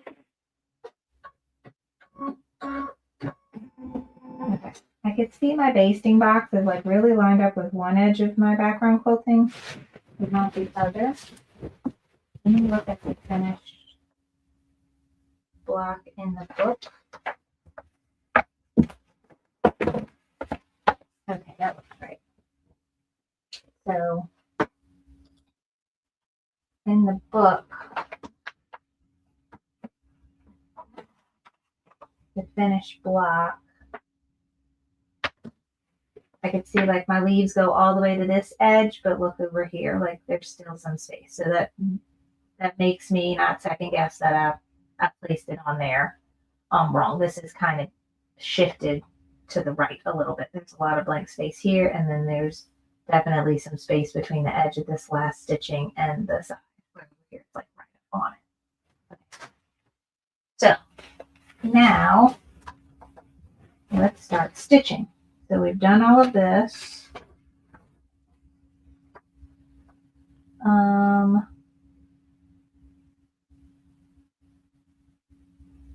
Stitch the basting line.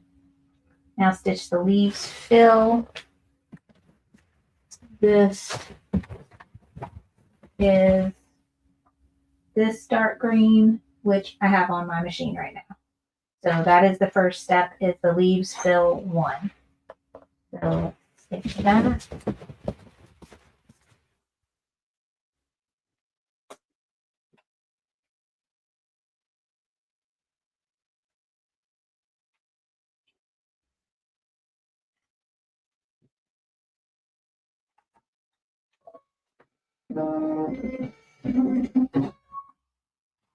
Okay. Hold my breath and hope I did this right. I feel good. I think we got the placement right, the folding. I adjusted good for my padding not being right in the center. But this is a lot. This is 21 minutes. Just right.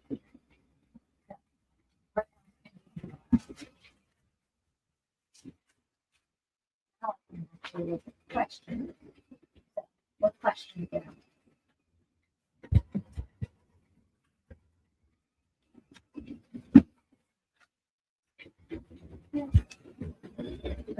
So, are you using end of the book thread? I'm using water soluble thread. It was something that was recommended to me when I first started doing these Kimberbell projects, and I've used it. But I got it on Amazon. It's made by Superior Threads, and it's called Vanished Light. And I have a link to it on the homepage for the sew along, which is the first link you should see in the description under this video. Takes you to the homepage and has links to all the supplies that I'm using for this project. Does the Tide bleach pin discolor the fabric? So it's not a bleach pin. It's a Tide pin that the new ones now have oxy.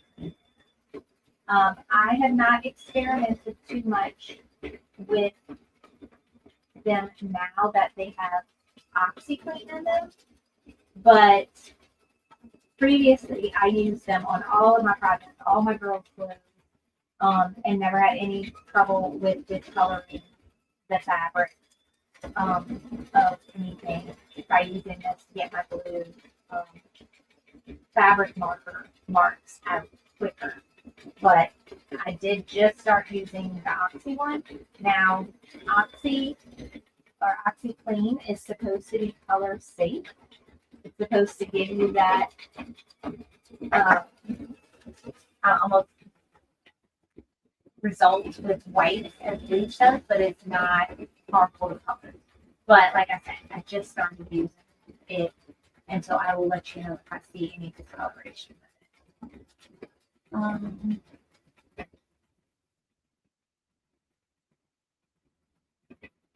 So yeah, we'll see. Yeah, Patty saying the same thing. She used the Patty.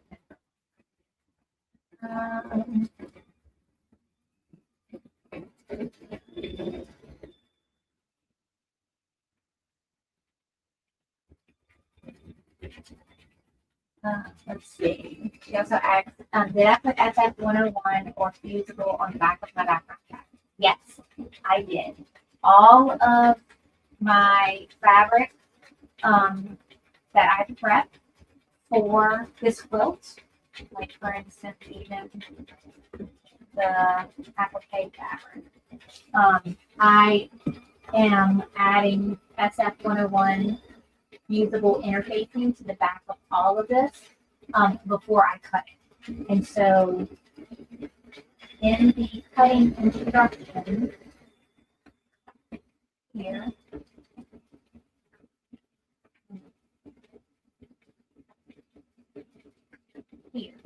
so here are all the different fabrics. If you bought the fabric kit, if you didn't buy the fabric kit, that's fine. Just make your substitutions. But this is all of what you're going to need for this project.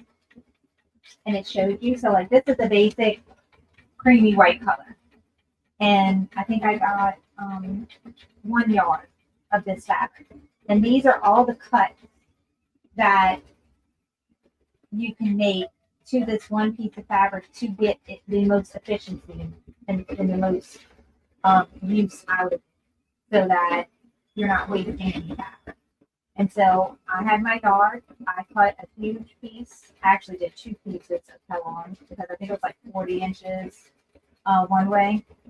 I cut 2 big pieces of Tellon SF 101, ironed it to the back of that, and then made all these cuts. And then all of these fabrics are either for background fabric or for an applique of some sort, or for piece together blocks.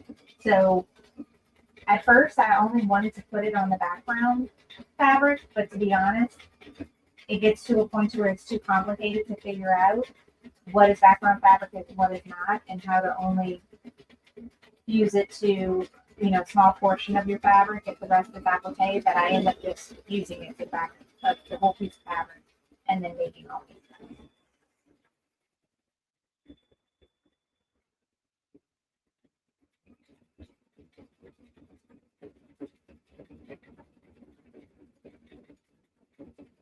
Let's see. So she is using all her own fabric, so she knows the fabric we were just talking about, F1. It's just a plain cream fabric. It's a thin borderable. If you think that will, so are you substituting the cream fabric for a thin corduroy fabric? Is that what you're saying? That's your substitution? I honestly don't know how corduroy will work as a background fabric. I think it would work beautifully as an applique fabric, but as the background and as something that's going to get all the background quilting stitched onto it, I think it's going to take away from it. But stitch one block out and see how you like it. and how it goes. But the F1 fabric is clean cotton woven, cream colored fabric. But I think corduroy would be beautiful as different applications and have that texture would be super great.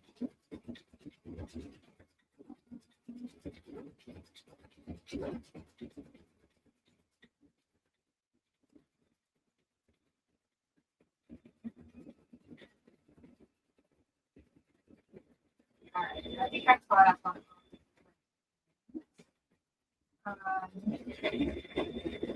Let's see. She was told that the automatic threader, not to use the automatic threader with invisible thread. I have. I have not had any trouble, but I haven't had. The water soluble thread is more white. There is another thread that I use that is like a monofilament, almost fishing line, that I would lean more towards calling that an invisible thread, but I think I've also used my needle thread for that one too. And I haven't had any trouble. But has anyone else experienced that where someone told y'all not to use your automatic needle threader for the invisible threads? I think see maybe where it's called trouble, but I don't know.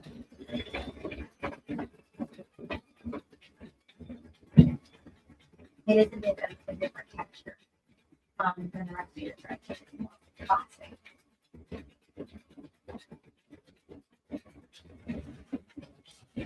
All right, and now let's see. We are just stitching away. Very stitching.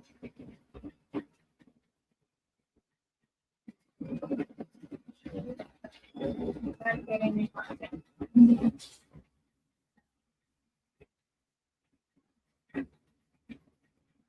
halfway for just this first set.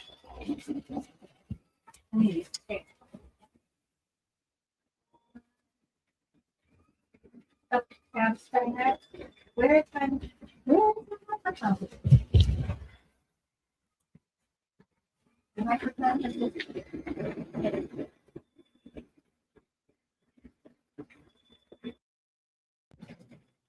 so I have lost my microphone. I just noticed it's not attached to my shirt anymore. Oh, I know what it is. I took my white button-up shirt off and wrapped it around my waist, and that's where my microphone was. Okay, let me turn it back on. I'm a knucklehead. Okay, now can y'all hear me okay? I don't remember when I took my white button-up shirt off because I was getting hot. I'm sorry. And I did attach my microphone. I had the white shirt. I wrapped it around my waist. I'm a knucklehead. Okay, I put it on my regular shirt now. So sorry about that. Sorry, guys. I need more coffee. Okay, yay. I'm sorry. How long was the sound bad? Y'all got to tell me these things.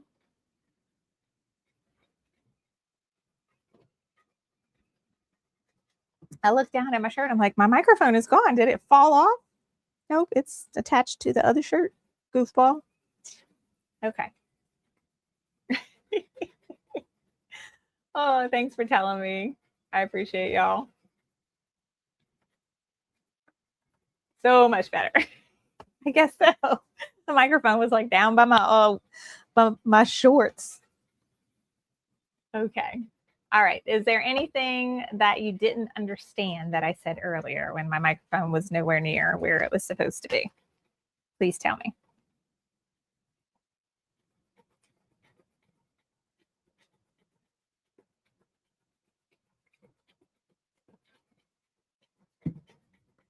So Liza, I think a lot of the questions were yours. Let me go back. The automatic needle threader. I have used it with my invisible threads. I haven't had anyone tell me that before, but I would love to hear the chat chime in with any experience they may have had.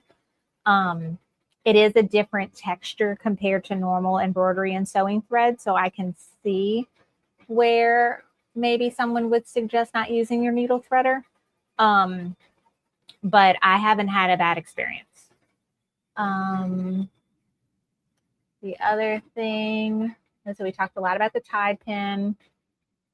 The one that I'm using today has the OxyClean in it. Previously, all the ones I've been using it for years and years. Never had any trouble with it.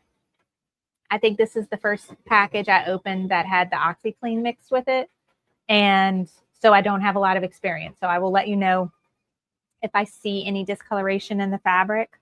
But I use OxyClean in my normal laundry with all my colors and I don't have a trouble. So I'm hoping that I continue to have a good experience.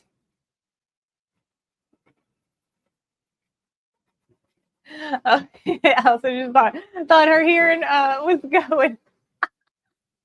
Nope, it's not you, it's me. Okay. So we are just now waiting patiently. Let's see what I can work on while that is stitching. I can trim my Life is Sweet block. Let me do that. First, I need to press it. So this was one of the homework blocks that I did, I think I did yesterday. Yeah, I did it right before my VIP class. I have to show you. Oh, I have to tell you. I think I posted it in the group. Okay, so I have a membership group. It's a monthly subscription, and with that, you become a VIP member. And we have a live Zoom class every month where we make a project from start to finish, and then usually that project is a design that I digitized, and then the members also get a free embroidery design from me every month. So we had our August class yesterday, and this month's design was an in the hoop zippered bag that is meant to hold pens and highlighters and markers with an elastic band so you could wrap it around your favorite notebook or planner. And so this was my test stitch. This was my first run through it. And in the class yesterday, we made a really pretty one with a pink and white fabric. And I made it for my older daughter. And I put her initials on the side right here, just really subtle. She is a teenager, and she normally does not like anything that I like, no matter if it's something I made or not. She's like anything in life that I like. She looks at me and gives me like a ew face. If I grab something off the shelf at the store, clothing for myself, clothing for her, anything, she doesn't like it. With that said, I made that for her yesterday. And I showed her when she got home, and I was fully ready for rejection. And she loved it. Then she showed her friends on the phone. Then she came to me and asked if I could make 3 more of them for her friends. So when I tell you, I felt so accomplished that I impressed my 14-year-old. I can't tell you. So I don't have the pretty one that I made her because she took it to school, and they're reading a new novel in English, and she has it wrapped around that novel and her highlighters and everything in it. So I was so happy. So I have a feeling I will be making a bunch of these as probably little Christmas presents for her to give to all of her friends at school. So this project, if you are a VIP member, you can log in to the member portal. It's the same place like where I host all my courses. The membership portal is in there as well. And log in, and you can watch the replay of this class and also download the embroidery design to make it. So this was made in a 5x7 hoop. Everything was made in the hoop. The bag is fully lined. And then when you're done, there is a hole in the lining that you do have to close up. And you can be lazy like me and use hot glue to do it, or you can be extra pretty and do a hand stitching or even use your sewing machine. So a few options with that, but it came out so cute. It was such a fun class yesterday. So thanks for those of y'all that that came and watched it live. And if you weren't able to make it live, that replay's in there for you. And then just something I wanted to tell any new friends that we have watching today that, you know, maybe just learned about all this stuff. One of the cool things about the VIP membership is that when you join, you get access to all of the previous classes. So there is a library of over 5 years worth of classes. And you can go back and watch those anytime and download those embroidery designs. 5 years worth of embroidery designs, 5 years worth of classes. I cannot find my little scissors to save my life right now. I'm going to keep looking.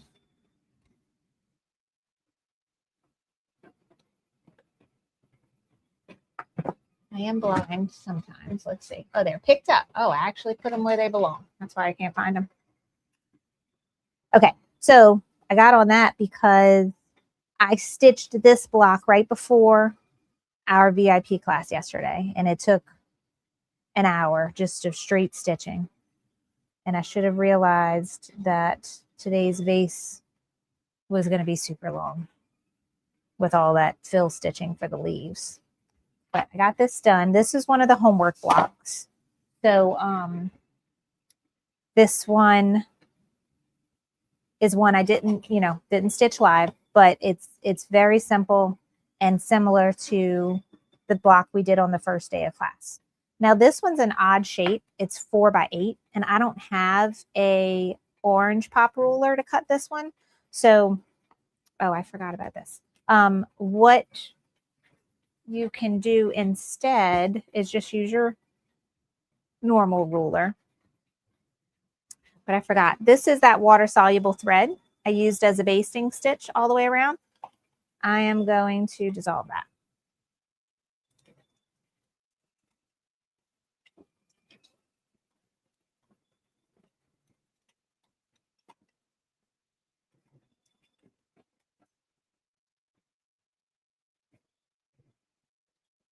Okay. So let that dissolve. Oh, Patty says she missed VIP again. No worries, Patty. The replay is in there for you. Watch it anytime. Elsa says, can put Velcro instead of elastic due to elastic stretching. Yes, definitely.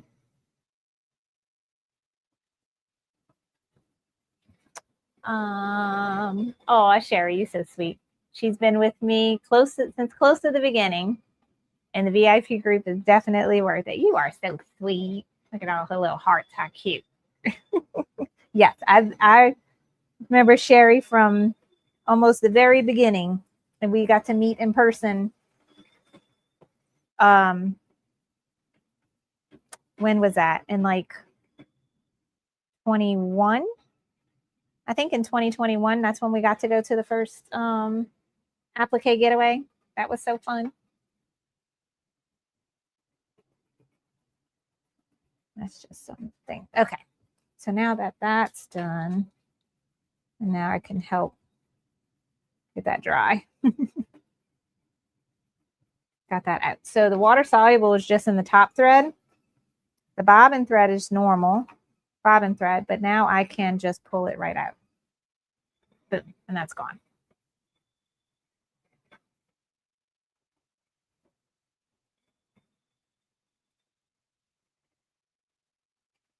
And now we can trim it. And like I said, for this one, I'm not going to use the orange pop ruler because I don't care for the method where you got to use 2 of them. You end up still having to cut the normal way. So I just do this one the whole time with just the regular ruler. So you're going to use your basting stitch line as your guide. Not basting stitch, batting stitch. This line here is your batting stitch, and use your ruler and cut it 1/4 inch away from that. So I'm just going to line that up.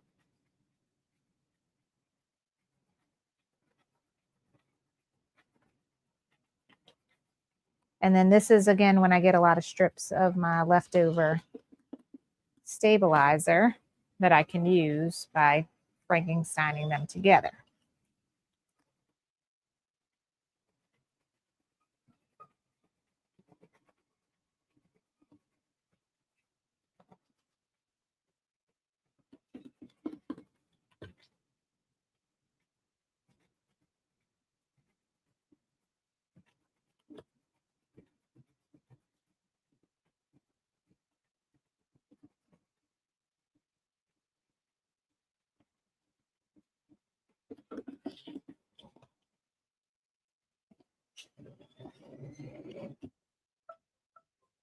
Oh, we're finally done the first stitching. Okay, so now that is a cut to 4.5 by 8.5 inch block, and the finish, that's what your seam allowance now. And when it's finished, it'll be 4 by 8 when it's sewn into the quilt. So that was one of our homework blocks. Now we just finished stitching the first real step of this vase. Let me see what color I need next. Next I need, that is this one, which I have this color green. So I'm gonna go change my thread color.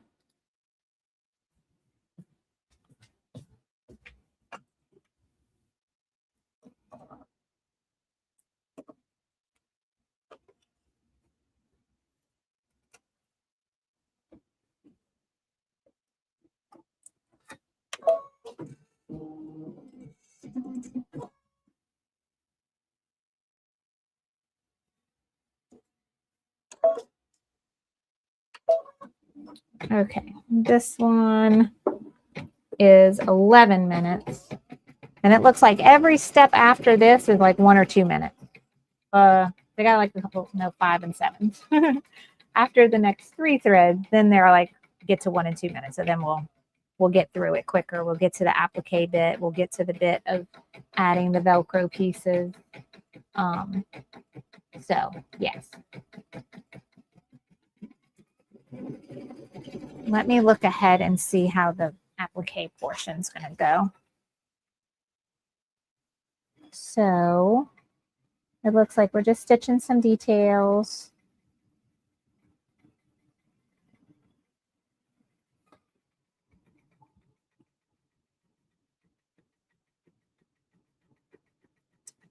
And then we'll stitch a leaves placement line. And then we'll just cover it with felt. And then it will stitch out the leaves. And then we'll trim it in the hoop, just like a normal applique. And then we'll add the wash away topping on top of the felt, and then it will stitch some detail on top of the leaves. And won't, you know, sink in with the help of the wash away topper.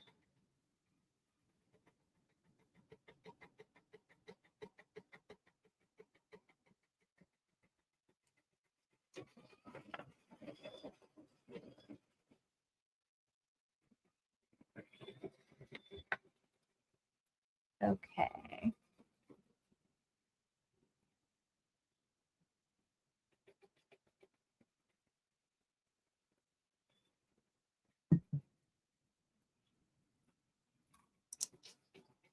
Let's see, what else can we work on while we're waiting for this to stitch?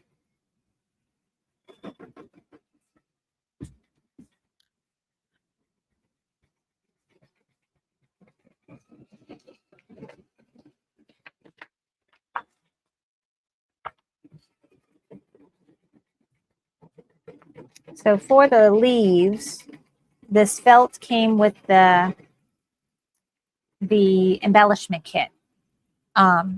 And in the instruction book, there is a section for embellishment cuts. So like if I wanted to pre-cut this in a bunch of pieces and have it ready, I'm going to go look at that and see if it's worth doing, because I might just you know, lay this on here, let the leaves stitch out and cut it after, and not have like a pre-cut big old piece of square there for this. So I'm gonna look at that and see what I want to do, but it's using this pretty green felt as the leaves.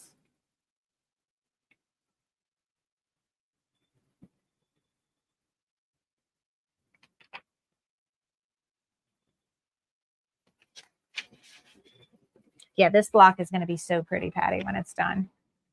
Let me show y'all the embellishment section of the book. So this lists all the embellishments and what blocks they go to. And then here is where you can cut. So this is mine. So I need 1, 2, 3 5-inch by 5-inch squares. And this and this. To be honest, I think I'm just going to lay it and cut it. Lay it and cut it. Because I know a 5-inch square is probably way bigger than what I need. And so then I can have some felt left over for something else. I think that's what I'm going to do. But if you do want to pre-cut your embellishments, if you have all the felts that came with the, this is the embellishment kit. It comes with everything that they recommend and is in their actual example. A lot of the little embellishment pieces are with felt, and this has a nice big variety of different colors. And then this is also where I got the Velcro bits that are going to be used to attach those embellishments. But this is something you can buy, and you can buy the felt and stuff as well. But probably to get all these colors and as many as you want, it gets to a point to where it's probably more cost effective to buy the embellishment kit than to go buy everything individually if it's stuff you don't have already. And you can also substitute. You don't have to use felt. You can use something else. I think faux leather would work in a lot of these instances.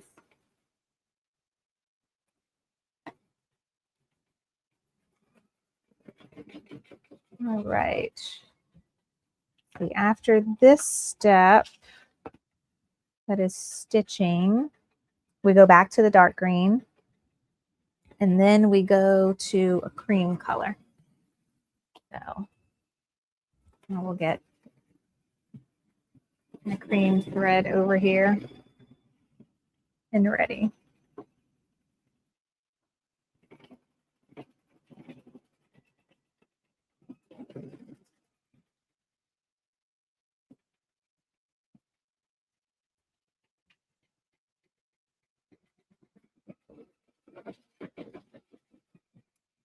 All right, let's see. Arva says, my machine cuts jump stitches, but on the blocks with all the words, it did not cut the jump stitches. I checked my settings and they are set to cut. Yes, Arva, that is just because the space between one stitch to the next is so small. Now, I see what you said where you checked your machine and the settings. That it is set, because mine are that way too. Let's see. This is the block she's talking about. I had the same thing happen with my machine and my block, my finished block. So, little hard to see, but the background quilting is words, right? And they're all stitched on a line. And there was some jump stitching between some of it, especially in the areas where I think they were trying to remove any hidden underlying stitches underneath it. But personally, I left them. I didn't try to remove any jump stitches from this before the bike got stitched into place. But it could be simply that where the needle exits from one point and where it re-enters in the next point is so small next to each other that your machine will not cut even though it is set to cut.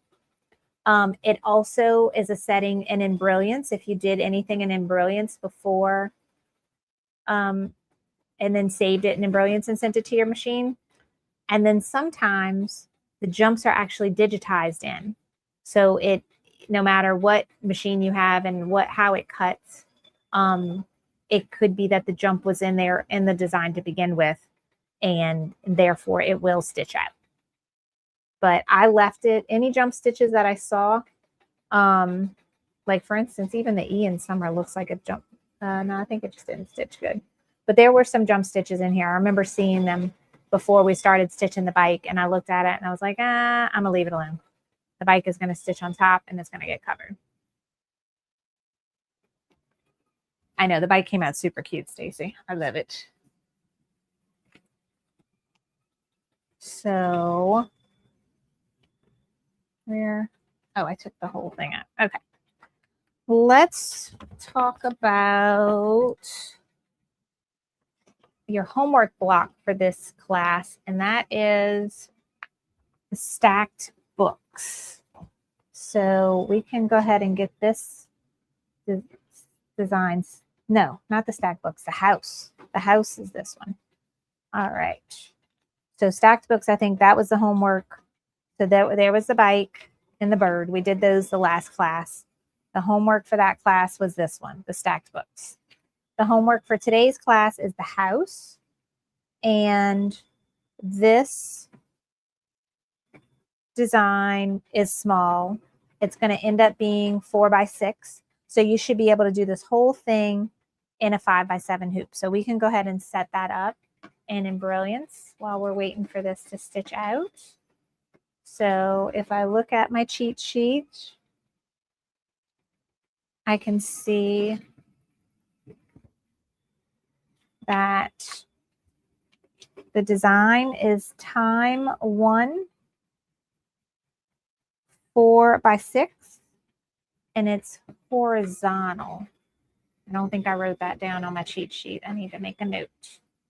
Okay, so I'm gonna go to my quilting, time 1, embroidery files, format of choice, and I want 4x6.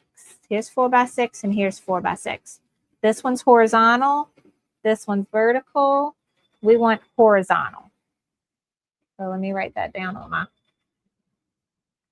my cheat sheet too. So I'm gonna double click that to open it. And this is that same design that we were just looking at. But yeah, on the cheat sheet, it says horizontal. It says it on there. I didn't need to write a note. So that's where you're going to find the quilting design for this project. All right, so that is there. We have it in a 5x7 hoop. I personally always delete steps 2 and 3 because I cut my batting to fit, and I don't need a placement stitch for the background fabric. So we'll do placement for batting. I'll place my batting. I will put my background fabric on top of it. I will stitch the basting stitch with that water-soluble thread, and then I will stitch this background quilting design. All right, next we're going to add the house on top. So let's go back to embroidery files, format of choice, and now we're going back to the base quilt, and the house is right there. And we'll drag and drop, and now that is there. Now I am going to look at the instructions because sometimes they like you to align things differently. But if we notice, do y'all see this black line right here? I love that they're doing this now because previously this was a pain in the butt.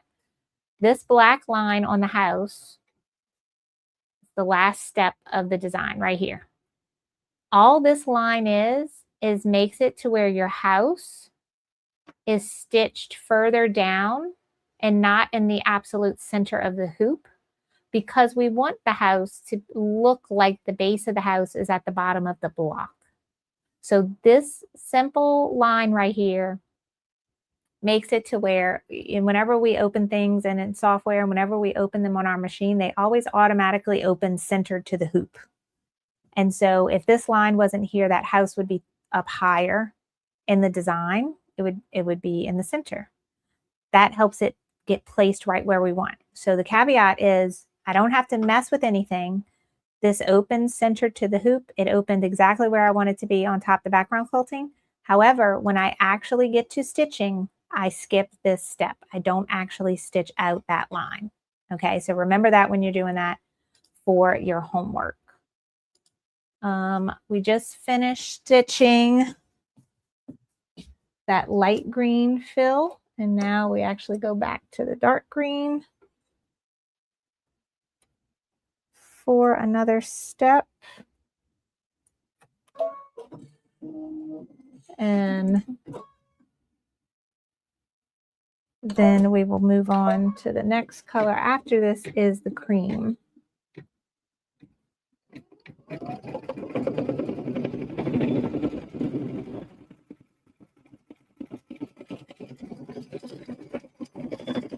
Okay, so let that go. And let's go back here and let's walk through the house and how it's stitched out. So we have several pieces of applique. The first bit is the roof. So you can see that blue outline there. So that's the placement stitch for the roof fabric, the tack down stitch for the roof fabric, placement stitch for the house itself, tack down stitch for the house, placement stitch for the windows, tack down stitch for the windows. Then we have decorative stitching on top of that. Now we have our outline stitch for the house. Then we just have, some decorative stitching on top. Okay, now this is a placement stitch for the door and the flower box. Tack down stitch. No. I'm not looking at that right. Not the door. It's just the flower boxes. Just the flower boxes. Tack down the flower boxes. Finishing stitch. That's a placement for the door. Tack down for the door. And doorknob. And more decorative stitching. And then this last bit we do not stitch. So let's look at the house and see what embellishments we have.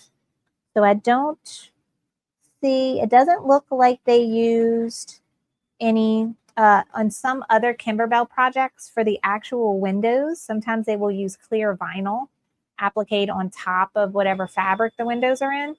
I don't see that happening for this. They just have the window fabric and window detail. So no clear vinyl on the windows, but they are using embroidery leather for the door. So I think that's the one different thing on this project. Instead of using a cotton fabric for the door, they're using embroidery leather. Therefore, there is no satin stitching going around the door when it's done. It is a bean stitch finish and a raw edge applique. I don't know if you could see that. My camera is struggling to focus. But that's going to be a raw edge. So that's your faux leather embroidery vinyl that you use for the door. All right, so that's your homework for tonight. Everything else is just normal applique and decorative or fill stitching. And then the last bit is that embroidery leather for the door. Don't stitch the last step, and then trim the block as 4x6. And now I can save this design so that when I am ready to stitch it out, I already got it on my USB stick.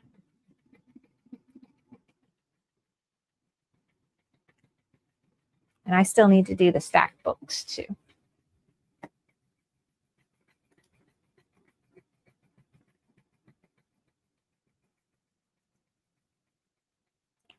Let's see, I didn't make my stacked books one yet, so I'm gonna go ahead and do that while we are waiting. So if I look at my cheat sheet stacked books, it's time 1 vertical. Is that the one we just used? No, that's time 1 horizontal. Okay.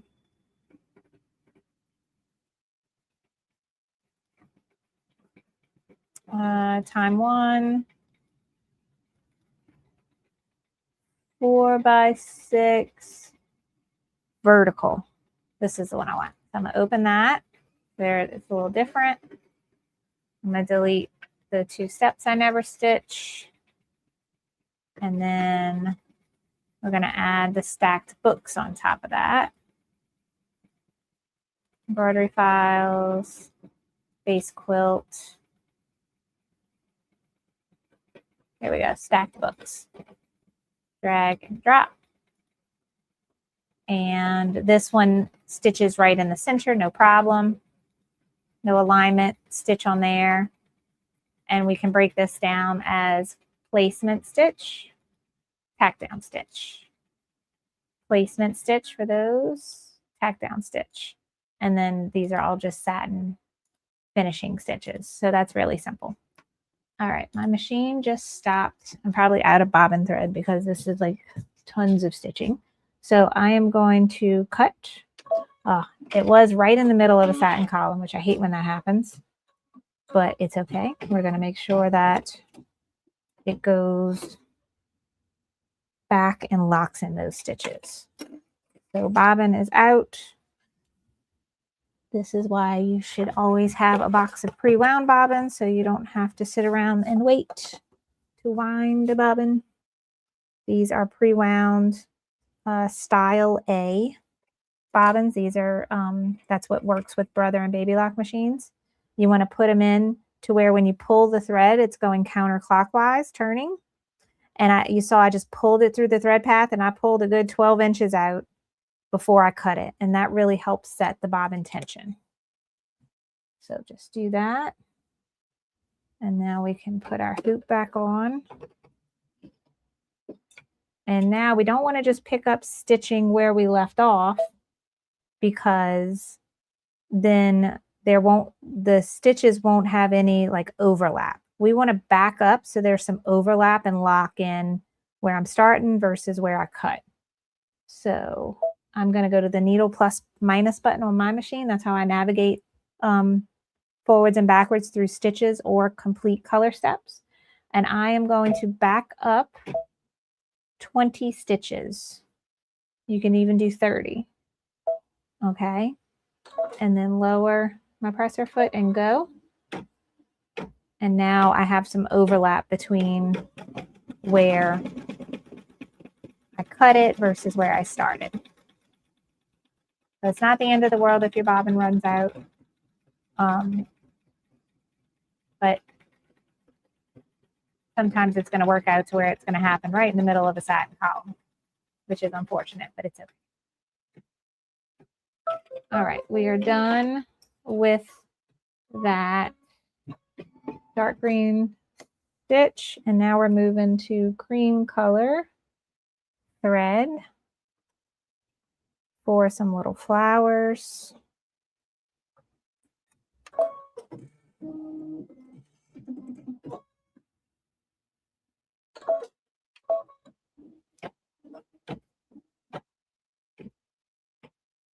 All right, that's going to take 7 minutes, and then every step after this is short. So let me check and see what's our next steps.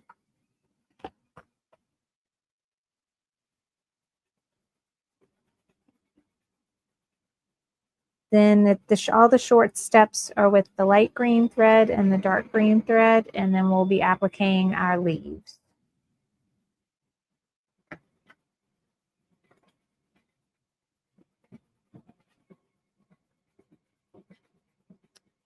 Arva was talking about the black block with the white words. Let me see. Is that one I haven't stitched yet? Oh, that's going to be the stacked books. I haven't stitched that one yet. So I see what you're saying. Yeah, you're not going to want jump stitches on that one because it's going to be super obvious. This is the one she's talking about. So this was the block I just made in Brilliance. But y'all see how distinct the background quilting is because it's a light thread on a dark fabric. Then yes, I definitely see where you would want to cut any jump stitches. So when I stitch that block, I will pay attention and I will let you know how it goes. Because yeah, I definitely see where you're coming from because I wouldn't want any jump stitches there. Unless they're happening in the middle where it's going to get covered up. But anything happening here, yeah, I'm cutting those jump stitches. Thank you for bringing that to my attention. I appreciate it.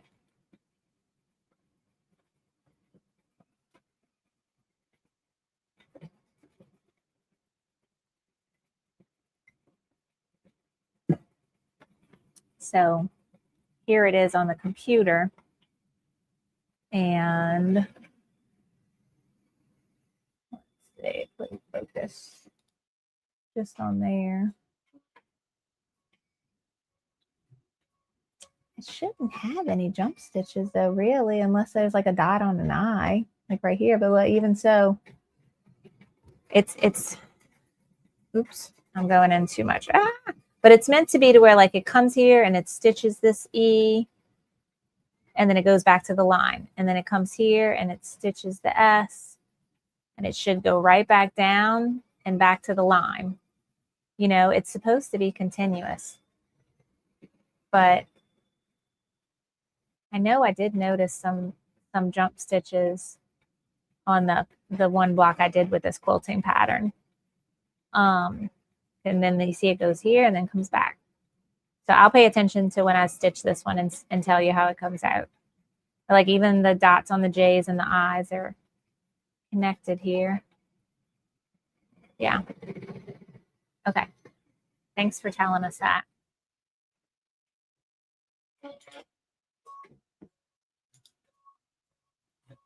Yay, Pamela, I'm so happy this helps you. I am a detail person. I am also very visual. I like to see things. And I don't like to assume that everyone knows everything. This is me. When I started embroidery, and I did it for my kids. Like I had little girls, I wanted all their things monogrammed and done. And I would see something and I was like, oh, that's pretty. I want to see what the inside of the shirt looks like. How did you cut the stabilizer? How did you do anything to the inside of the shirt? Like those are kind of things that I think about.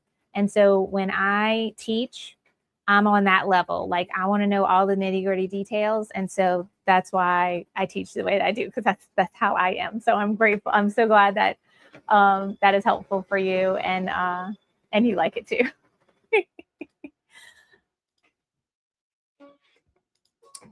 All right, we are almost done. And then I wanted to tell any friends that are watching that are like super duper new to embroidery, and like want to understand the basics. So I have a few resources for you.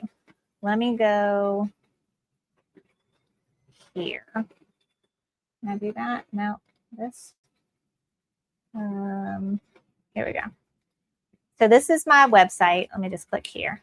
So carlybell.com, right? If you are brand new to embroidery, I have a page dedicated to like all the little things that I wish I knew when I got started. So one, if you don't have a machine yet, I have a free guide to help you think of like what to think about before you buy your machine, and breaks down how the machines are. I group them by hoop size, and I talk about all the things that you can make based on that hoop size, just to kind of expand maybe your ideas of things you want to make with your machine. Then we have a post all about supplies. These are like all the basic supplies that I used when I got started. One thing I didn't realize when I got an embroidery machine is that software was really important, and that your computer doesn't know what an embroidery design is, and you can't open it on your computer unless you have software. So this post gives you a breakdown about the software that I use and all the different programs that they make. And then when you're ready, I have a full course that teaches you step by step how to use this software. Both I have a course for essentials, and I have a course for enthusiasts, which is one of their other programs. Here's a post all about stabilizers, embroidery designs, how to hoop, how to applique, beginner projects you can try. I have a free tutorial on YouTube once a month that we call Sip and Stitch. We're actually having our August one tomorrow. No, that's what this one is. The August one is tomorrow, and we're going to go over how to embroider on ribbon and then turn that ribbon into a bow. So this one, I put a little clip on the back of it, but that's what we're talking about tomorrow for Sip and Stitch. for August. And then we have a free Facebook group that you can come and join. And then this is the beginner course. It's called From Start to Stitch. This teaches you everything that I wish I knew when I first got my machine. Like everything I really wish someone would have held my hand and taught me. I put it all in video lessons that are organized in a way that makes sense and lets you build on one another. And the great thing is that you can go through it at your own pace and you can refer back to it whenever you need to. So this goes into a lot more detail than, like, you know, I have a post up here on stabilizers and I have a post on supplies. This is going to get into all the nitty gritty detail that is me. So that is something. I told y'all already about my VIP membership. This is something you can join. We have a private Zoom class a month and an embroidery design. We also go into digitizing. You have a library of tutorials and you just get extra support from me whenever you need help. So I just wanted to put that resource out there for you. All of the things from here on up are free for you to go and look at whenever you would like. Let's see. Oh, Arva, I'm all messed up. Everything. I forgot about that block. Okay. Yes, we did that. I did that block. Is it that one? Everything. I didn't use that quilting design. I used. So Arva saying this block. So this one, everything around me is beautiful. I did not use white thread on this block. I used that same floral pattern that we used today, and I did it in black. So no, I didn't have any jump stitches. You just maybe used a different quilting design than I did. Yeah, I used the floral 8 for this one, and I did it in black. But by all means, you can stitch out these blocks with whatever background quilting you want and whatever color you want. So, you know, definitely make it you. So no, I hadn't done it yet. When I do the stacked books, that's going to be when I'll see it for sure. The other time I did it was just on that bike block, and it was a light color, so it didn't stand out. But when we do the stacked books, it's going to stand out. Okay, what is next? Let me check my instructions. So we did the blossom petal fill.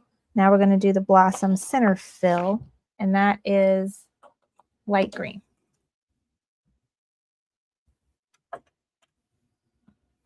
And now we're moving to the quicker stitches.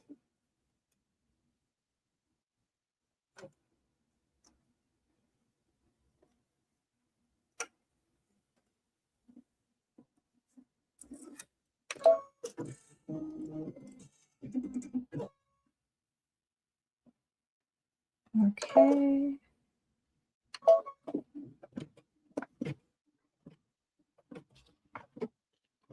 Okay, these are little fill stitches. Something's not happy. Everything looks right.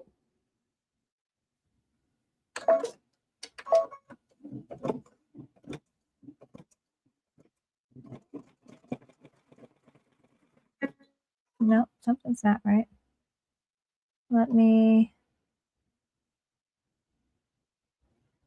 I'm going to try, let it finish this stitch so I can lock it.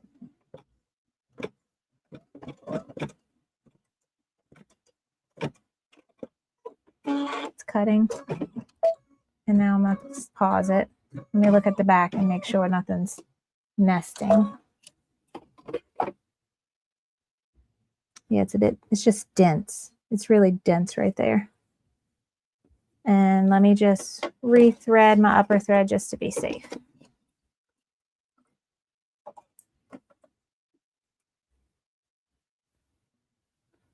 And make sure it's feeding off of this right. Okay.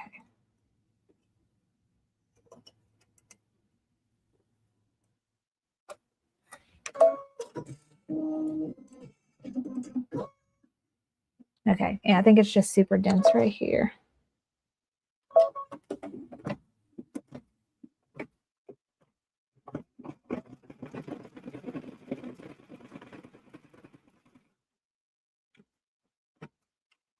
Oh, the thread is I could see the thread is shedding. I'll pause it.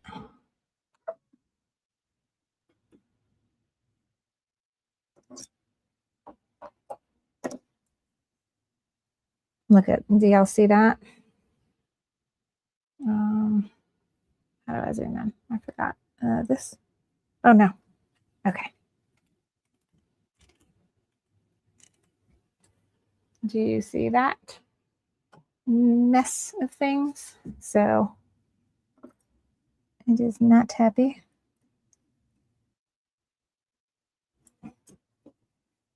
Okay, trying to get it out of there.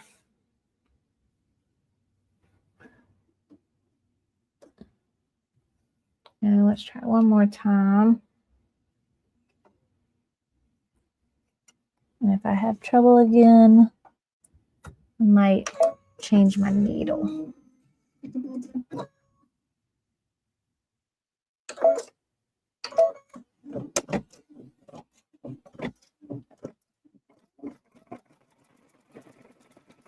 Oh wait, I didn't thread it, did I? This thing is like not even moving. Let me see. No, it's not catching the bobbin thread now. Okay. Ugh, it's always something. Okay, it is threaded, but it was all going through here. So now it might be something with the bobbin.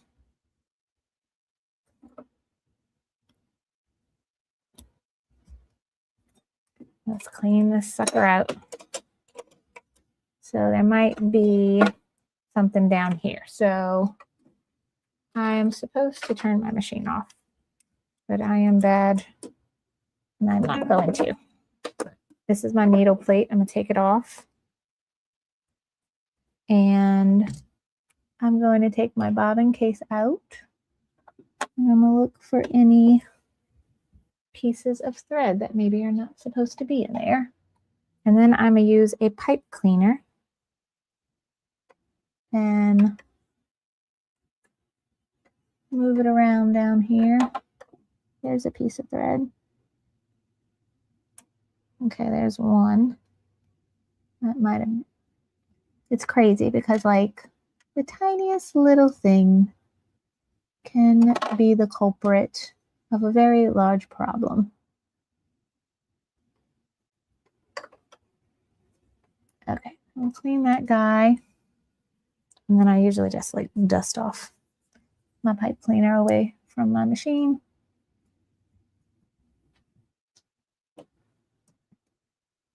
I bought this little vacuum attachment for like tiny little spaces, but then I got it in and I realized it does not fit the vacuum that I have. So now I need to go buy a new vacuum. But I found the cutest little tiny, it's like a mini shop vac. I've been supposed to go buy it for like a month now. I haven't. I found the cheapest one I found was at Harbor Freight. And I have been meaning to go there and buy, it's like $30 maybe. And that has the 1.5 inch hose, I think, that I need to put my attachments onto. So I'll let y'all know how that works out once I get it set up. But then you can vacuum all the dust. All right, I'm making sure my bobbin case is back in there correctly. Now I could put my needle plate, and that just snaps. And now I do my bobbin. Again, make sure it goes counterclockwise. Run it through the thread path, pull it before you cut it. Cover that. Let's try this again.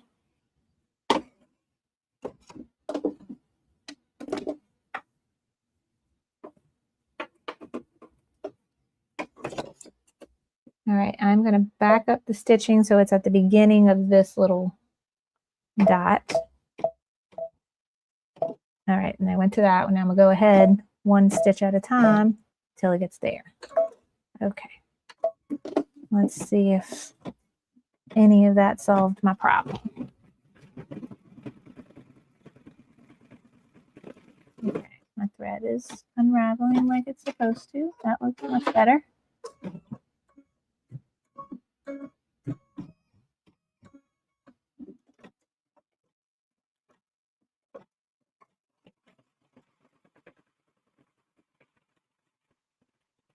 Okay, fingers crossed that fixed the problem.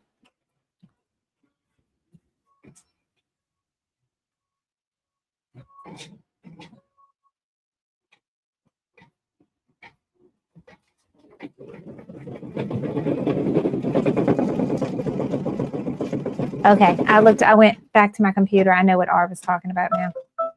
I was thinking it was the background quilting, but you're talking about the actual design itself of the words. Got it. I think I did have to cut some jump stitches there too. Okay, I got a tail there I want to cut. Okay, so we are done. There's some jump stitches here too. The dark green. All right, we're going to go back to the dark green. And now this, I think, I'm interested to see how this is going to go because it doesn't look like there is a traditional stitch to tell me where to cut the leaves exactly. All right, so dark green thread, stitch the leaves 1 placement line, which are just going to be these lines coming out. So you see they're just simple lines. They don't actually have the shape of the leaf. And then we're going to stitch the leaf tack down and outer basting.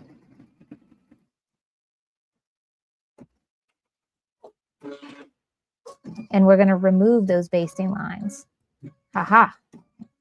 So what they're doing is they're giving you a stitch line as a guide of how to cut your leaves, but they don't want that stitch line to actually be there. They want you to remove it, the basting.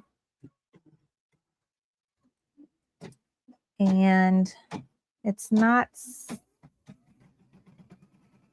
let's see, it's not separated so that maybe I could do that basting with the water soluble thread.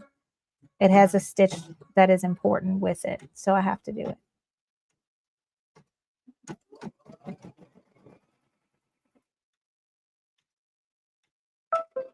Okay, so there are the lines.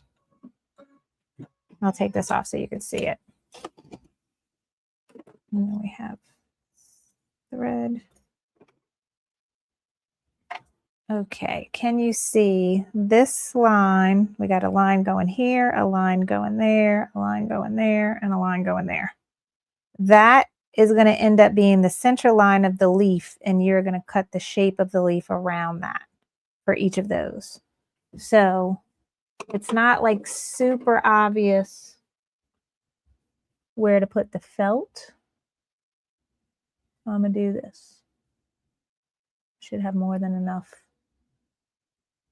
wiggle room for where it will go. I think this is when they wanted you to have a 5" by 5" piece. All right, so we put that there, cover up those placement lines. And now it's going to stitch what it's going to be the center line of the leaf, which we're going to leave in place. That's a nice bean stitch line. But the shape of the leaf is going to be done with a real loose basting stitch. And that's where we're going to cut.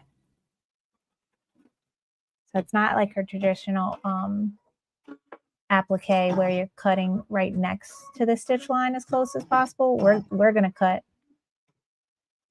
that stitch line out when we're done. We'll just have to trim around it and then pull it out.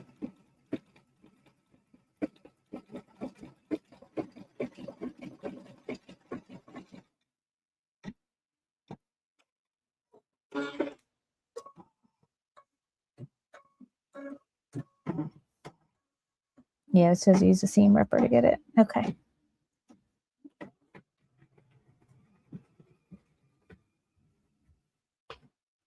All right. I finally know what Arv is talking about now. I kept messing it up. I'm sorry.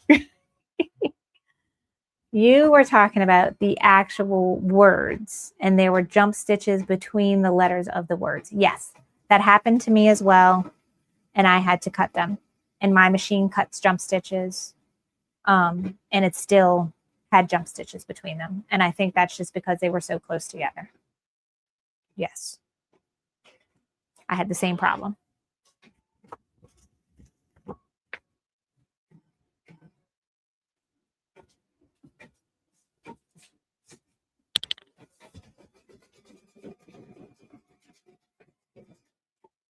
I love using felt for applique. It just gives it such a pretty texture.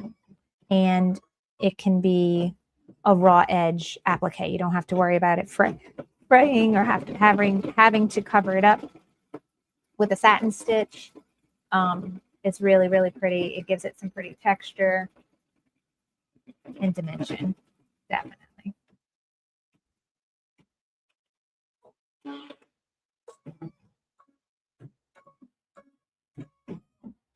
Okay, I think we have one more leaf.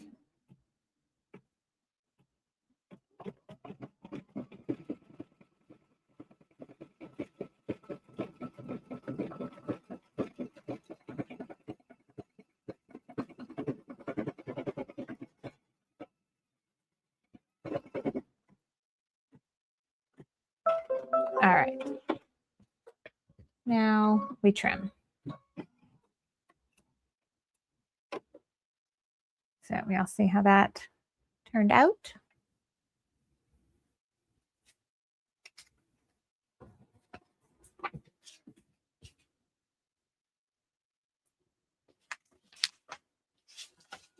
Move this over here. And here is our block. And so we are going to trim this just like normal.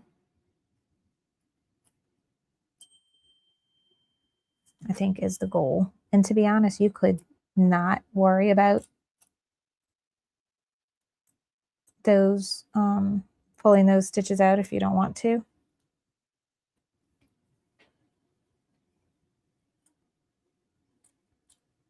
If these would have been separated in separate steps, which I could do in Embrilliance, like make all these one step and then make all these in a different step, I could have done all this in water soluble thread, trimmed it, and then just dissolved the stitches. That's something to think about if you want to take that extra step.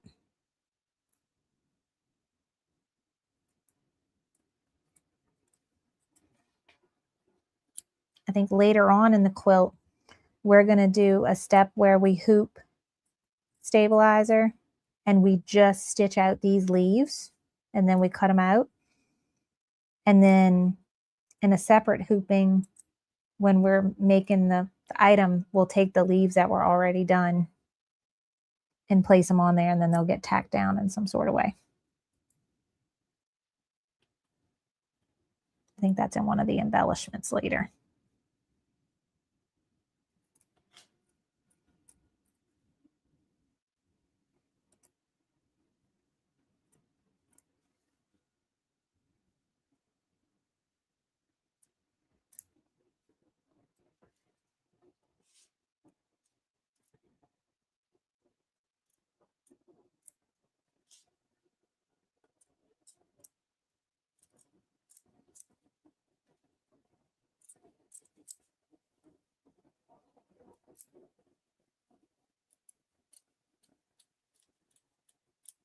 Okay, so there are our leaves. And once this is done, they want us, let's see how this goes. I don't think, I've not tried this method before. Where is my thing? Here it is.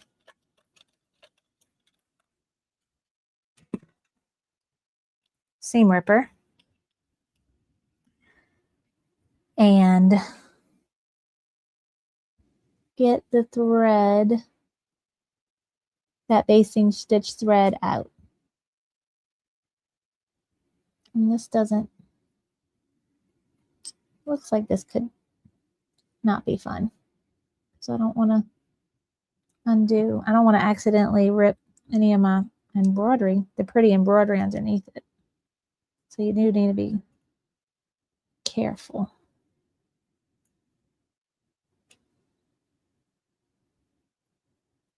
So yeah, I already, no, maybe I didn't. Okay.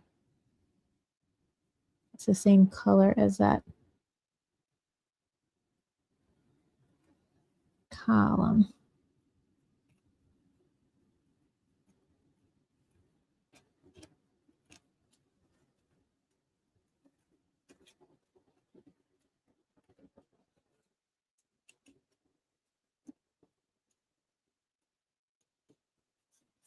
All right, I see where we're going with this, but I don't love it. I don't love doing it. I love the way it looks. But if I would have thought about this harder, I would have set it up so I could have got these basting stitches out with the water thread.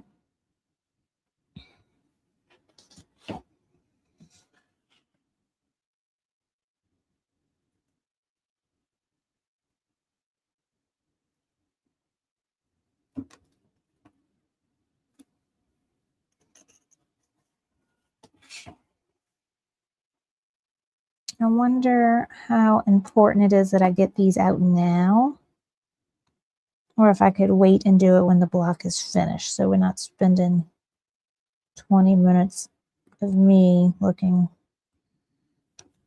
like I can't use a seam ripper, because that's how I feel.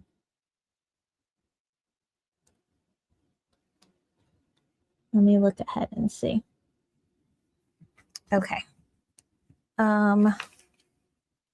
So what's going to happen is remove the outer basting lines. Do not remove the center tack down lines. Place the leaves one wash away topping over the leaves and tape in place. Stitch leaves to placement line. Stitch that, trim, same thing. Then we stitch the fastener placement. So the water soluble topper is strictly, looks like it's there for the fastener.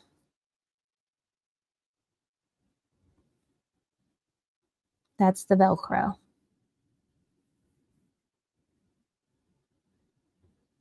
And we're gluing them.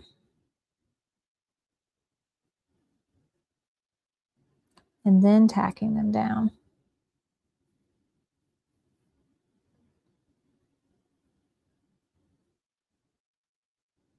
Okay, so I'm not going to worry about removing all these stitches right now. It looks like something I can do after. And so we're not wasting time, but y'all see the look that we're going for. And then if this is like kills you, like it's slowly killing me at the moment, you could just leave it. You don't have to take it out. And I'm almost tempted to remake my design for this. Let's see. Let me show you what I'm talking about before I even get to this point. Where's my base? This one? Okay.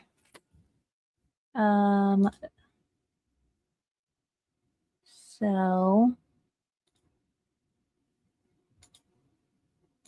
this was a step we just did. And you saw what I'm talking about, like separating this. This would take some time too. This would be a little tedious. This is a step. Select everything but that. and lock and hide it. Now I only see that. Okay. And then it would be going and separating these lines. That's going to take me forever too. So I'm just going to move on. But y'all see what I'm saying? And if you only have essentials, what you would do is, where is this step?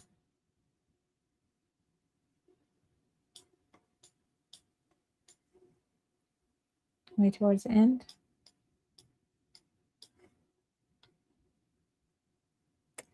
Oh, this thing is killing me. We should be around here. It's not showing my stitching.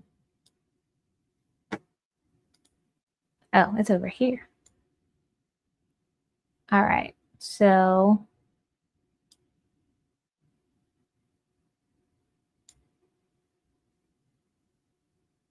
there we go. When we got to the last few stitching of this, ugh, my mouse is not cooperating, sorry. Going way too. All right, really?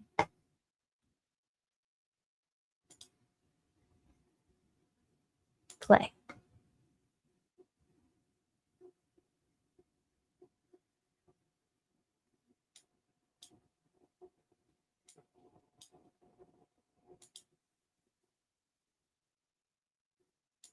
How come I don't see nothing? Oh, geez. Pause. All right, I'm trying to get to this. And I'm just going to go one stitch at a time until I see it's starting to go around there. That stitch, I'm going to back up one, stop, and then I'm going to press the stop button. And you can pick any other color, just something different. I'll do neon green so that I can really see it. So now this is a different step. And I would do the same thing. I would keep working my way down and creating stops to where those are all different colors. That is a big hassle as well. So either way, it's tedious. But I just wanted to put that out there for anyone that likes that kind of tedious stuff, which I do sometimes, but it's fine. All right, so we are done with this. It wants us to tape water-soluble topper, but I'm going to wait and do the other leaves and then just put topper on it. And the topper is only, it's weird. The topper is just for the fastener bit, which I don't quite understand. So let's move on.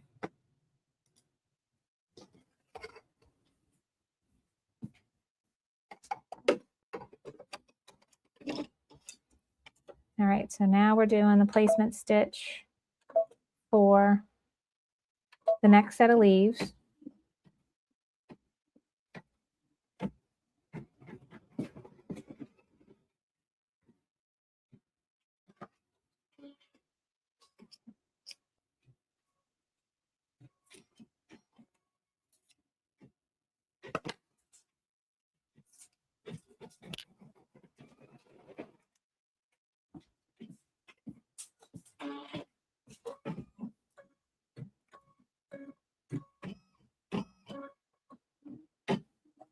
I can see one going there.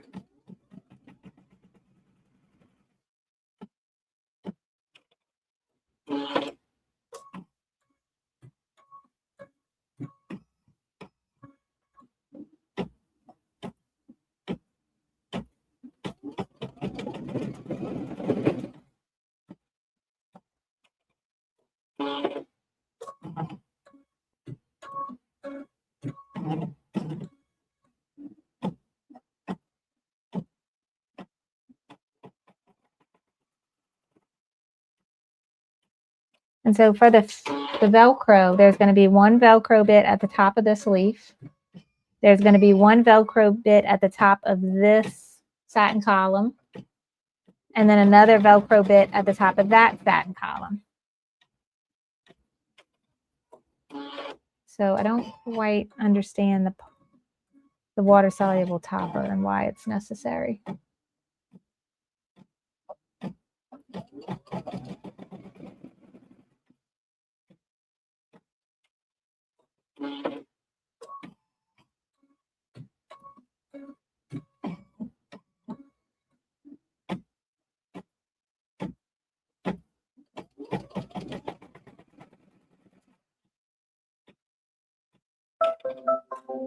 All right, so that placement stitch is done.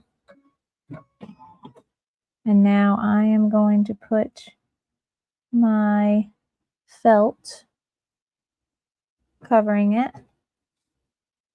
And now it will do the tack down.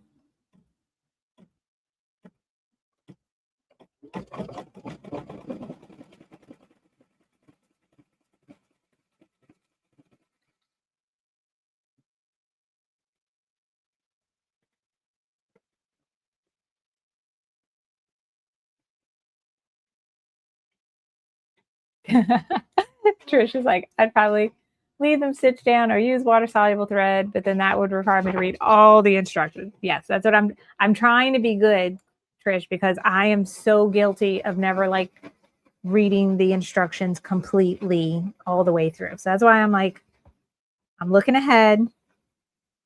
They wanted me to add the water soluble topper.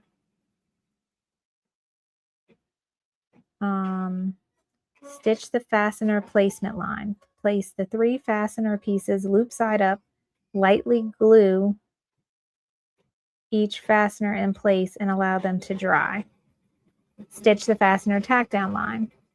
Use a visible thread color and stitch the registration marks. Remove all the tape, tear away excess topping, remove tack down stitches or basting stitches from machine step 2, which was where we basted down the background fabric. Do not remove the registration marks. Remove the block from the hoop. On the back of the project, trim only the stabilizer to the edges. And then part B, hooping.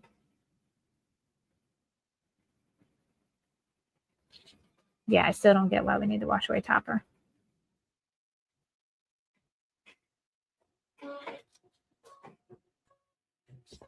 And I need to figure out the difference. Okay, so the Velcro, you can tell, like one side is got like loops and the other one is just fuzzy. Okay, so I know which one of these.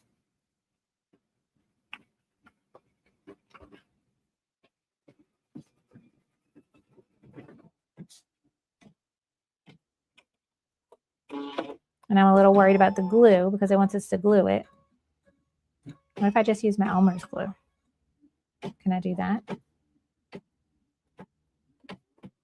Because I know I could stitch through that. I'm thinking about any liquid glue. I really would have to wait for it to dry because I don't want it to get all over the needle. The Elmer's glue I stitch through all the time. I might do that.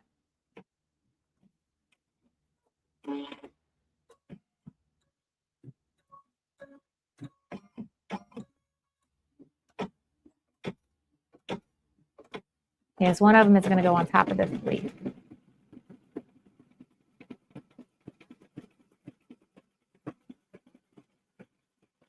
And normally when you're stitching on top of felt, like something else that was more detailed than the center line, yeah, you would use water soluble topper. But just to add the little Velcro piece, I don't understand why that's important.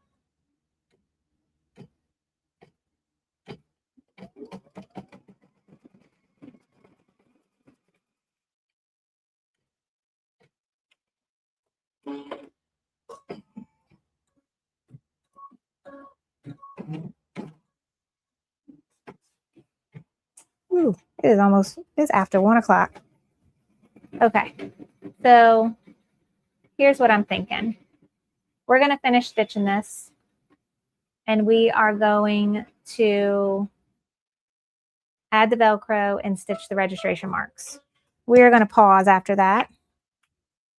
And next class, we will pick up the second hooping and how we use the registration marks that we stitch on this one to align it. I did not realize how long it was, how late it was. My goodness gracious. Okay. So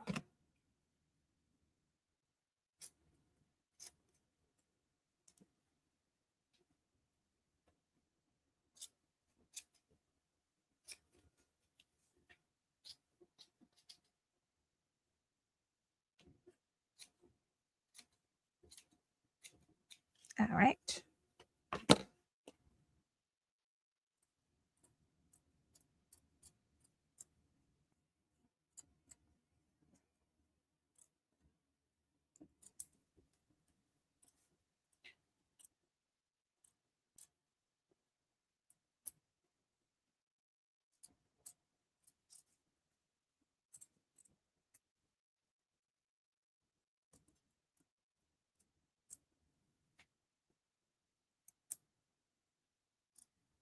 So I'm going to just trim these up.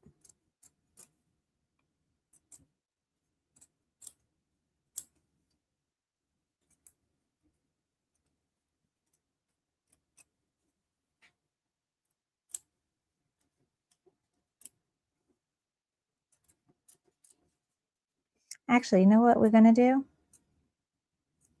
We're going to finish this, unhoop it, and I'm just going to show you how to line it up, because I don't want to waste next class waiting for that vase. All that vase bit is just satin stitching, and that's probably going to take 15 minutes of stitching or more. So I'll just show you how you set up the second hooping and have it actually hooped, but then you won't watch it get stitched out, because all it is an applique of the vase. And I'll do that off camera.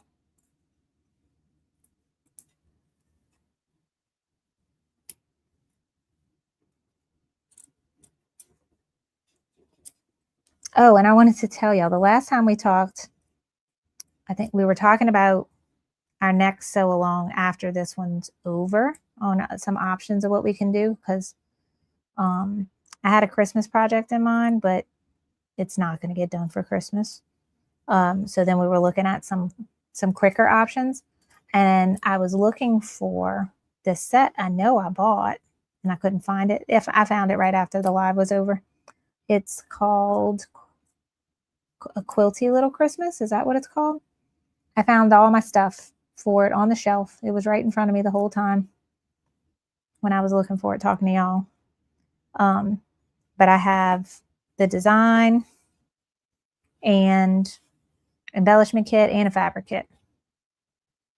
And all of it right in plain sight in front of me.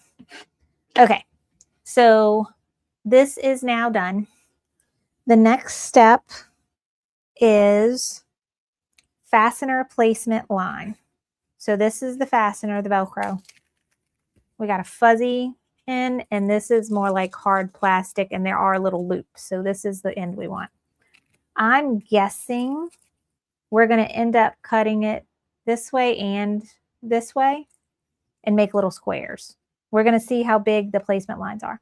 I don't care if the placement lines get, sink into the felt, because all they're there for is just to show me where to put this. So I'm not going to worry about the water soluble topper. I'm really thinking it's not necessary. So let's go stitch those placement lines.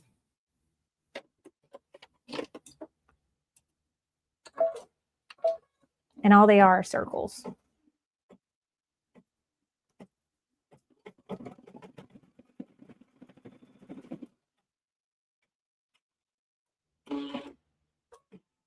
The water soluble topper bit would have made more sense to lay down before stitching onto the felt.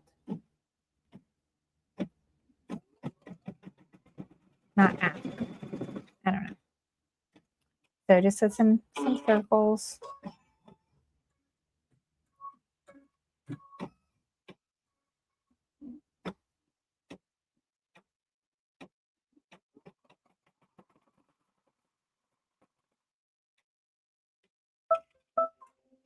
Okay.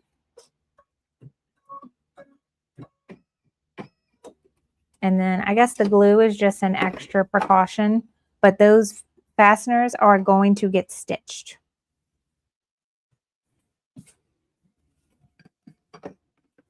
All right, so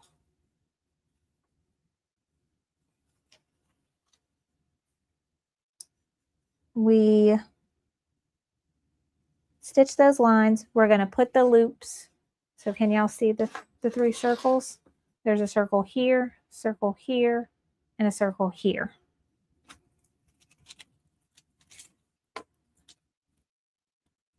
So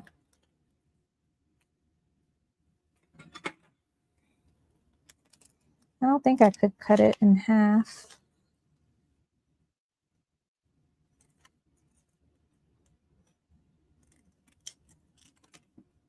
Something like that. And then I guess I cut it on the other side too.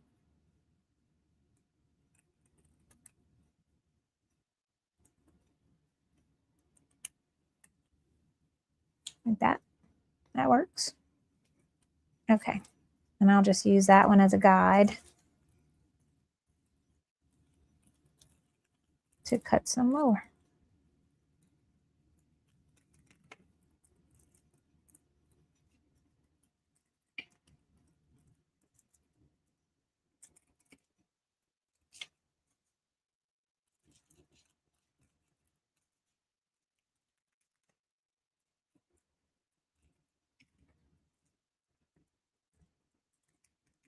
Okay, so I got 3 little squares, and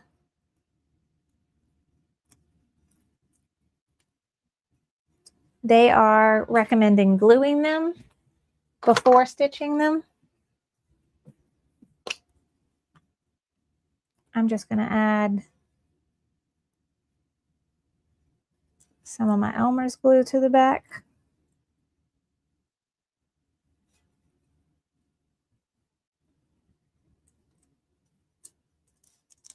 That hurts when you press it down with your fingers.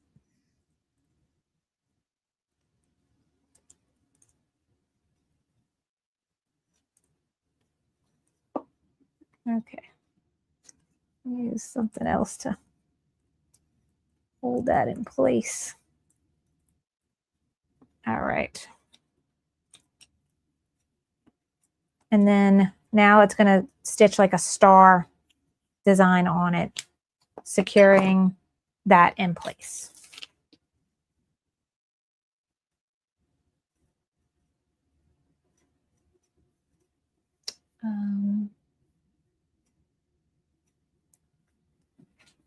Okay.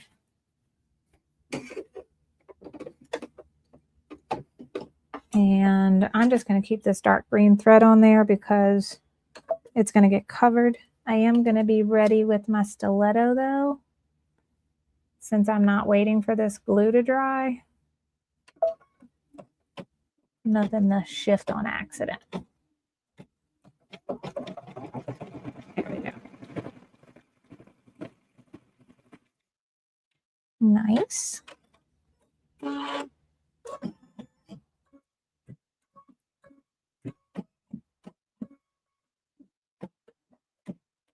Oh, okay. Wait, no.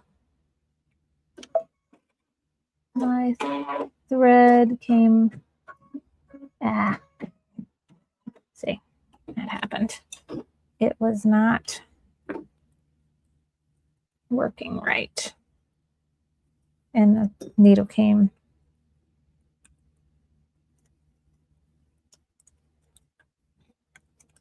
unthreaded. Okay. Let's try this again.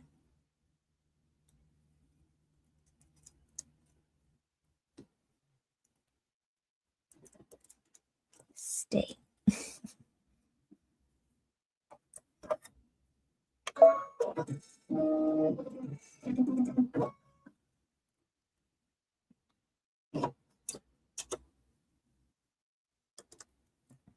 Okay, and I need to back up.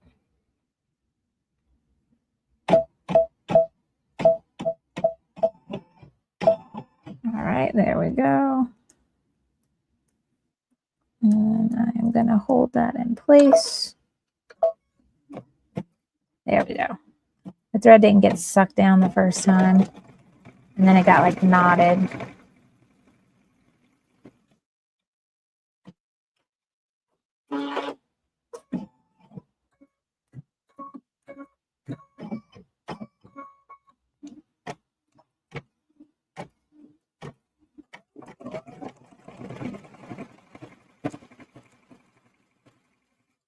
All right, now we have the Velcro done. Okay, so the last bit is registration marks. Again, any color thread, I'm gonna leave this dark one on so that we can see them. These stitches are gonna end up getting taken out after. We just need these stitches to line up the next hooping.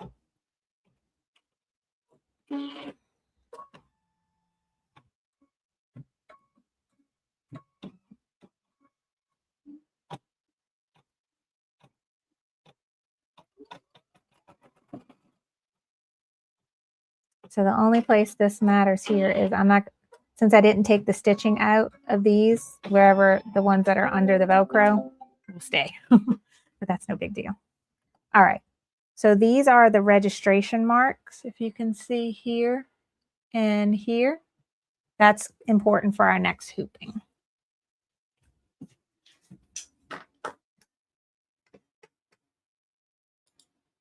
Okay, so yes, we're going to put seasonal flowers where the Velcro is, right? So for fall, we're going to make some super cute sunflowers. And the back of the sunflowers, we'll get this Velcro, the other side, the fuzzy side. When we get to making the embellishments, there's going to be a step where we add this to the back of the hoop, I think, or the back of the flower. We start maybe with that being behind the flower, so that when we're done, they're going to attach very nicely to that. All right, so we are done with this. All I have left is I have to seam rip all that out, and that is for another day, because I need to be sitting down with my audiobook on and nobody bothering me when I have to do that. All right, we are cutting the stabilizer only, and we're cutting it around this basting stitch.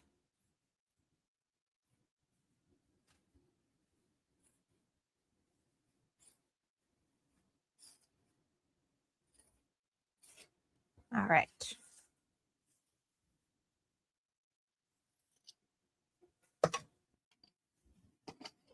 Now, I'm going to put this to the side. Zoom out so everybody can see. Put that to the side, and we are going to rehoop just stabilizer.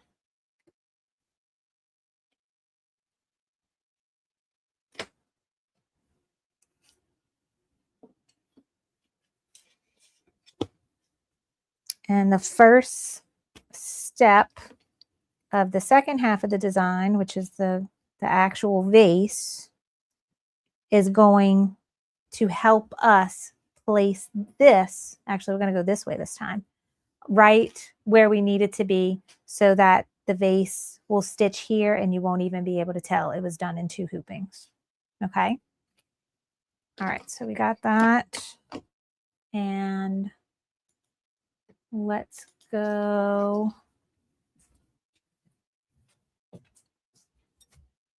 back to the machine, and I gotta go pull up the other half of the design.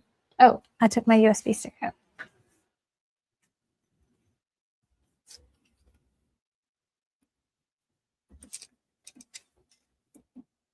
Okay.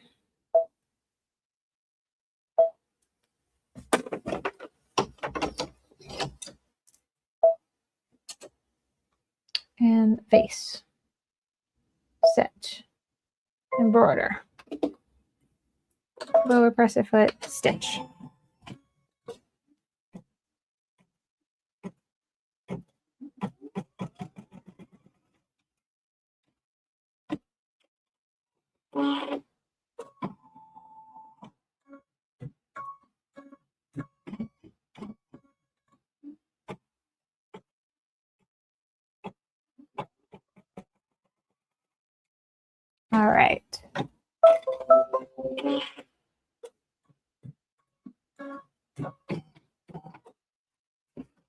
So that is a placement stitch.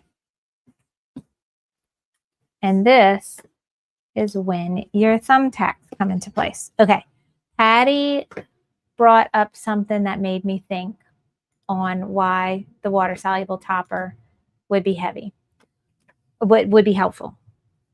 My machine picks the presser foot up as it moves from one stitch to the next stop. It moves the presser foot up, okay? If your machine does not have a presser foot that automatically goes up and down as it moves, like on my PE 800, it does not do that. So it would stitch and keep the presser foot down and drag and come over here and drag and come over here. That is when, if you would have seam ripped these leaves, there's a chance that those leaves would have got caught under your presser foot, right? So then it is very helpful to have everything smushed down with water soluble topper. So when your presser foot is moving across it, it doesn't get caught on something and pull on something. So that is right. It would make sense to have the water soluble topper there. If you've already seam dripped your leaves and you have a machine where your presser foot stays down the whole time it's moving in between stitch points. So yes, take that into consideration. In my head, I knew my machine and these weren't pulled up yet. And I'm like, this makes no sense. But that is where it makes sense. So I'm so glad you brought that up and that made me think about it some more. Okay. All right, so we have stitched this. We need 2 thumbtacks now. And it's important that they have a flat back because what we are going to do, make sure I remember this correctly. When you look at this, you see these are kind of like little L's. You want your thumbtack point to come up right in those corners. So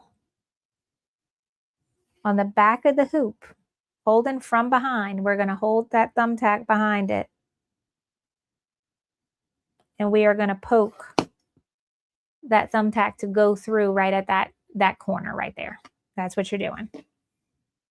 And you can either do it like I am by just kind of holding from behind, or you can turn your hoop over and, you know, see right where am I at? Here we go. Right where you're placing them. Okay. But you want them to come through right at those corners. There's your thumbtacks right there and there. Now you have those same placement marks on your fabric. You want to stick the thumbtack through that same corner. And this is just a game of playing, trying to get it through. Boom, right there. That's good. And then, and if it doesn't go through the right spot, like that looks a little too high, I will lift it up and poke it again until it goes through right where I want it to. So it may be hard for you to see, but my thumbtacks are now coming through my fabric at the registration points that we stitched. That was the last step of the design. Do y'all see that? So there, it's at that corner and it's at that corner. Now my fabric is exactly where it needs to be on this hoop so that when I load it on my machine, my vase is going to stitch right here where it's supposed to, and it's going to cover up this edge of the stitching here perfectly. All right. So once you have that in place, you're going to spray it, smooth it out. Okay. Get that right where you want. Then you take the thumbtacks out. Let me double check I'm doing things right.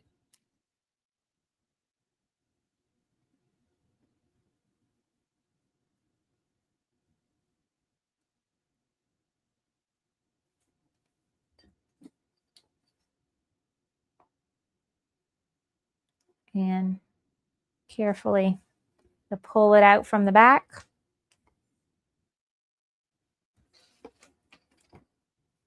And because I sprayed it, it stayed where it's supposed to be. You can pin it if you want to, but now I'm gonna go to the machine and it's gonna stitch the basting stitch and really hold this in place. Now I'm looking at the registration parts that are stitched onto the top portion. Those, I don't know if they're not going to get covered up. So you might want to take those out before you stitch the vase.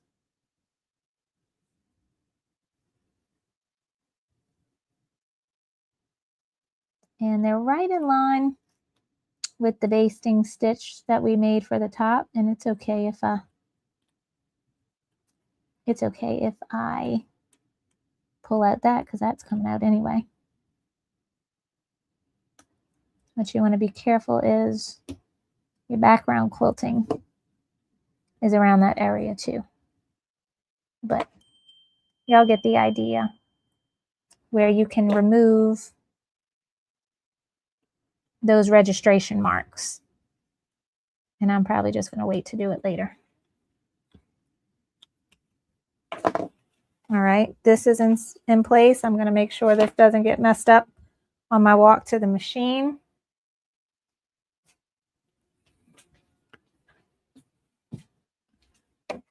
And I'm going to load my water soluble thread.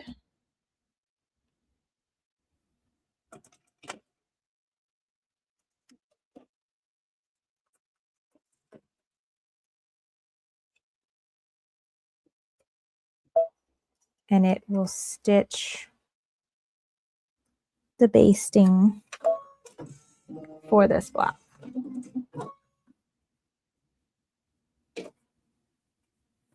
Make sure everything's in place.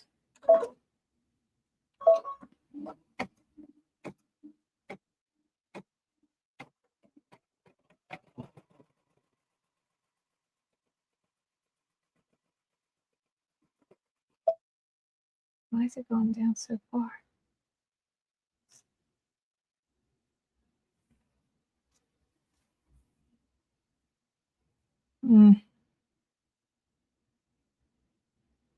I'm gonna let it stitch, but it's going down a lot farther than I thought it was.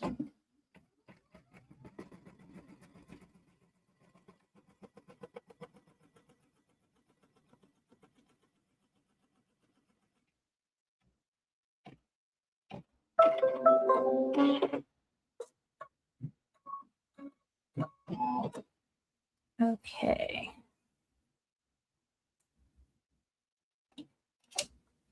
So, do y'all see how far down this went? Like past, how do I back up? Here we go. Y'all see how this like came down a lot further than my stitching? I'm hoping that that's okay. But I'm gonna have to just go with it. It may be because I stitched this too low. But I'm gonna go with the flow. I will fix it. I'll figure out something after if I have to. But it looks like the bottom of the vase will actually be below my background stitching. But that's okay. All right, so I'm gonna stop there. I'm gonna double check some things and see if my design was shifted too low. And if it was, I'm probably gonna improvise by adding some more background stitching to the bottom of the fabric so that it blends in, and I may just have to trim some more off the top. So I am going to play around with it, and I will let y'all guys know how it goes. Either way, it's okay. Everything's going to work out and it's going to be fine. But that's what I'm thinking. I'm thinking it's shifted But in the picture, like, I tried to be careful. What I did, I went a 1/4 inch more than what it said to go, but that shouldn't make that big of a difference. The vase, the bottom of the vase is supposed to stitch pretty much right where the bottom of the background quilting ends. So another option for me would be to move the actual applique of the vase a little bit higher so that it just covers more of the edge of the branches in that first stitching. That would be another option as well. I could do that. So I'm going to play around with it and then I will let you know. In the picture, the bottom of the vase lines up with the next block. Yes. So if y'all can see, this is what it looks like on the actual quilt. So the bottom of the vase is at the bottom of the block. There's not a ton of room up here. This is where I went wrong. So my leaves should have been shifted a little bit higher. But what I can do is shift just the applique of the vase up so that it might just cover a little bit more of the branches here. And so that could be an option, or I can add more background quilting to the bottom of my block so that it doesn't look empty down here where the vase is not. Does that make sense? So I'm going to play around with it before I stitch my applique for my vase, and I will let you know how it goes. But thank you, Sherry. Sherry's like, if that's the worst thing that could happen, it's all good. It's all good. So I hope this class helped you learn about clear blue tiles, learn that you can stitch large designs in multiple hoopings. It can be tricky, obviously. But I've had excellent luck in the past with doing multiple hoopings for one block. Like for the Halloween block we did, the Halloween quilt we did last year, there was a big house and the roof of the house was done in one stitching and the bottom of the house, and everything lined up perfectly. And in another block we did for Star Spangled Beauty, we did it in 2 hoopings. So I've done it before and it's always worked out really well. So something went wonky this time, I think, with my placement of the first one, but it shouldn't have been that big. So I'm going to play around with it and I will figure out if something did happen and how I can fix it before I applique this vase. And it's going to turn out beautiful. I know it will. Or yeah, Linda says you just stick some lace at the bottom. It'll be pretty. Yes. So there's always ways to improvise and fix things when they go wrong, because they do. It just happens. But thanks so much for joining me today. I really appreciate you sticking around this long. If you're watching the replay, just fast forward through a lot of that, watching the machine stitch.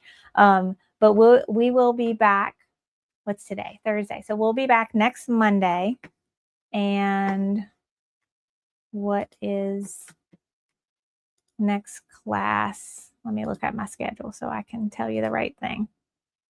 Next class is the filler blocks. So we're going to go over how to stitch the filler blocks. They're super easy. All it is batting, fabric, and the background quilting. So there's nothing else stitched on it besides the background quilting.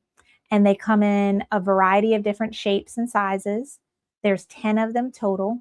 And what we'll do in next class is I'll show you how to stitch multiple of them in one hooping so that you can try to reduce the amount of hoopings that you have. So that class for the filler blocks will be next Monday, August 31st, at 10 a.m. Central Time.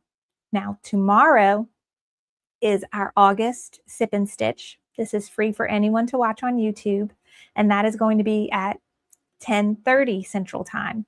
And that's going to be going over how to embroider onto ribbon and then turn that ribbon into a bow.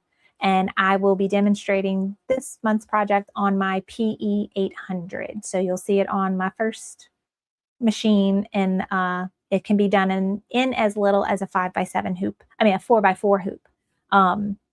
for tomorrow's tutorial, but you can do this on any machine at all. So thanks so much for joining me. I hope you have a great rest of your day. Oh, and I forgot to tell y'all, today's my husband's birthday. So everybody say happy birthday, Chris, so I could tell him when he gets home from work today. But yeah, today's my husband's birthday, and we're going to be having a nice dinner tonight. So I'm looking forward to that. But I hope y'all all have a great rest of your day, and I will hopefully see you tomorrow. So, all right. Bye, everyone.